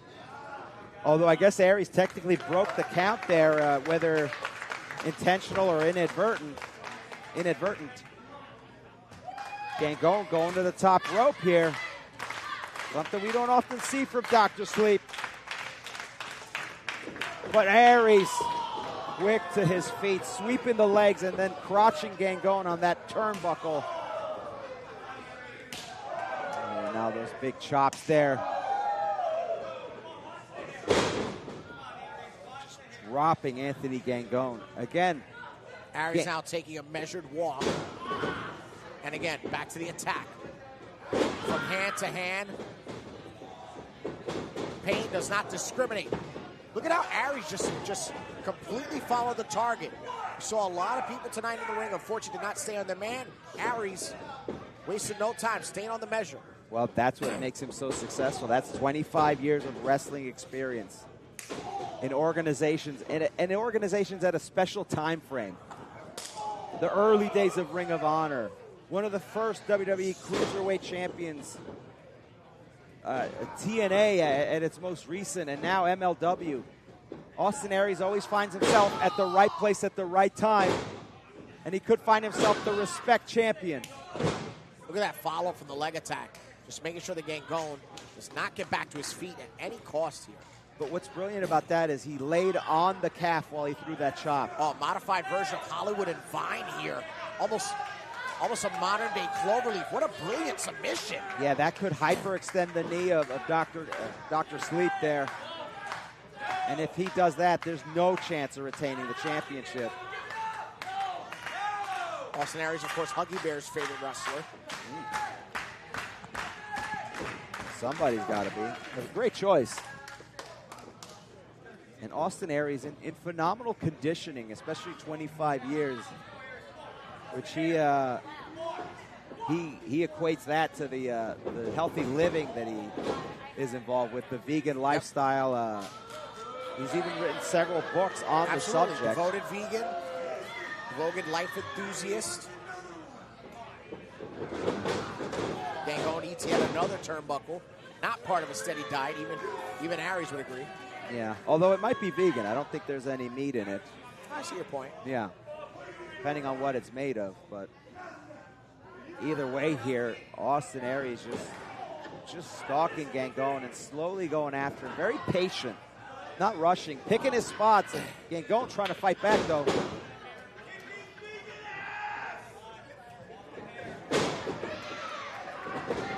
Oh, but Gangone trying to break free.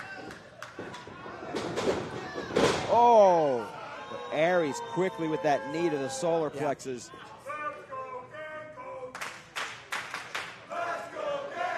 And the Respect Rebellion trying to get behind their champion, Anthony Gangone. Look, Anthony Gangone has not always been kind to the people out here at Ridgefield Park at Respect, but it's one of those things of, hey, he might be a jerk, but he's our jerk. And we're not going to let you come in here and disrespect the company. Oof. Which is what Aries has done here. Boot stomp. And whoa! The one and only with an elbow, second to none. 1, 2, and a 2 count. Gangone kicking out. Great chin lock now. Trying to take the air supply away from the champion. But Gangone quick to get back on his feet. Trying to fight his way out of it. And this has been the story of the matchup so far. And again, that veteran presence, the awareness, the wrestling acumen of Austin Aries is going to be the deciding factor against the champion, Anthony Gangone. Well, this is a battle of generational talents. Again, Austin Aries, 25 years in this business. Gangone, over a decade of experience, but that's a lot different than what Aries has done. Yeah, but Aries is one of those competitors that walks so that Gangone could maim other opponents. There's no doubt about it. He opened the psychiatric ward door for Gangone to the turnbuckle. The open weight champion for Major League Wrestling in total control here at Respect, All or Nothing. And Gangon listed this as a dream matchup for Austin Aries. Always wanted to wrestle Austin Aries. And Austin Aries basically pulled a Don Draper and said, hey, I don't even think about you. And sometimes you see it in films and books. When a competitor has a personal vendetta against his opponent, that can often lead to a loss. Oh, without a doubt. Personal vendettas can interfere in business because you don't focus on what you should do. You focus on what you're feeling in your gut. And right about now, Austin Aries is feeling those turnbuckles as Gangon going back and forth here, although he is technically being counted by the referee. He better get in that ring or he's going to get counted out. Another turnbuckle attack to send it home. Aries gets slingshotted almost off that top turnbuckle. I don't know if he's in more pain or in relief that he's off that ride. But Gangon up to the top again. This didn't work out for him last time. Aries ducks it, but Gangon. Big, big clothesline. Saito! 1, 2. Kick out. So close there. A double with a big kick out. And now Austin Aries is starting to figure out just who Anthony Gangon is. Not just some scrub from an independent scene. The mask. That takes Gangon to a totally different realm, and I'm not sure as if A-Double's willing to step into it or survive it. Well, if he didn't care, if he didn't think about Anthony Gangon, he's sure going to think about Dr. Sleep. Mandible claw. The doctor's going for that new patient. Watch out, Rose!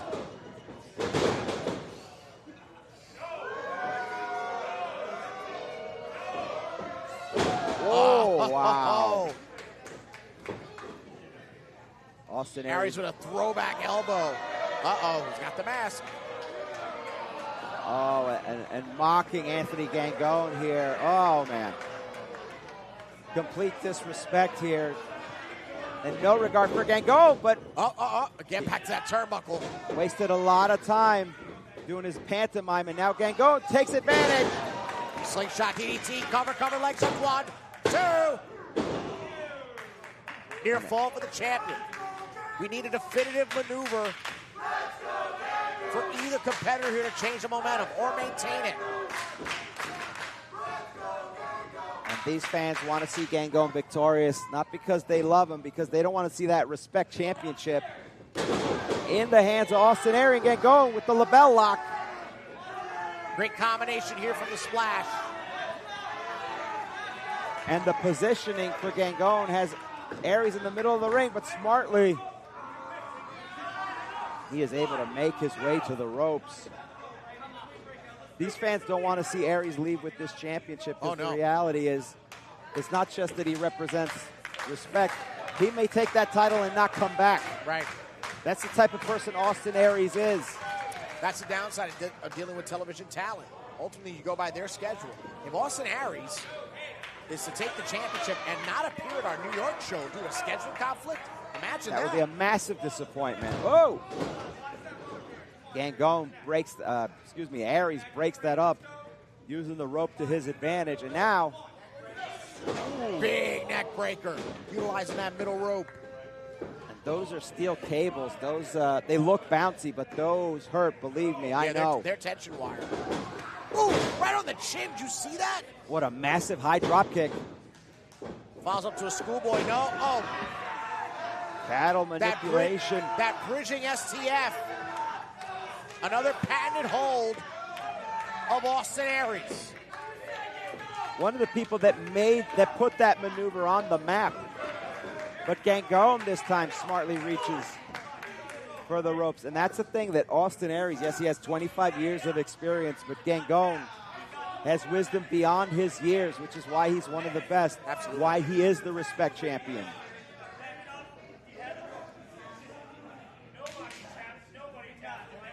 Austin Aries. Trying to intimidate that official.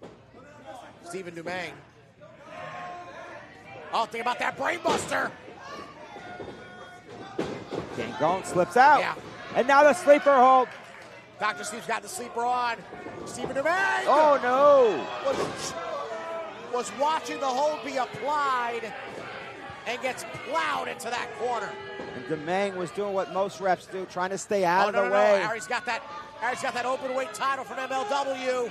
Watch out, watch out! Oh! And Gangon tastes a different championship. And he didn't put it on the line in this match, but he did put it across Anthony Gangon's skull. And now we got a new champion, Dr. Sleep, perhaps leading to reincarnation.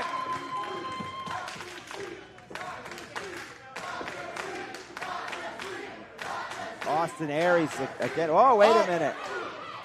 Domingue push out. 1, 2. Domingue's still weary, but had to make a stand for himself. There's the claw. Oh, no. The claws on the official. Oh, man. Stephen Domingue taking it from all sides here.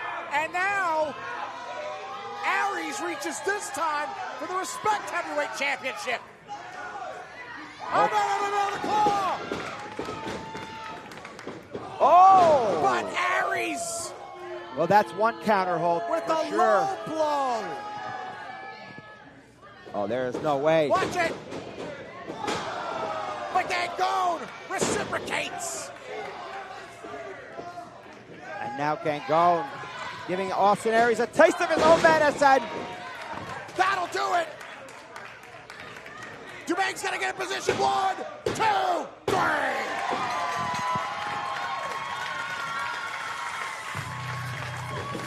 Hashtag it's still. Here's your winner.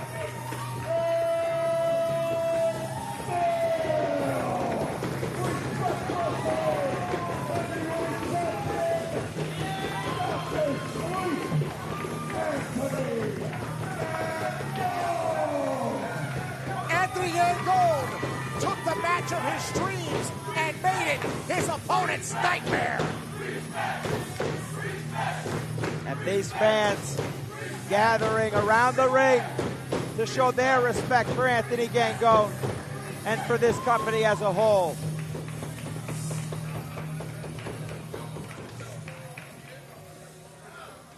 Wait a minute here. Austin Aries picking up the microphone. Everybody just saw what you did. Everybody saw you hit me downtown, down low. Everybody saw you hit me in the head with that Respect Heavyweight Championship. And I only have one thing to say about that. Respect.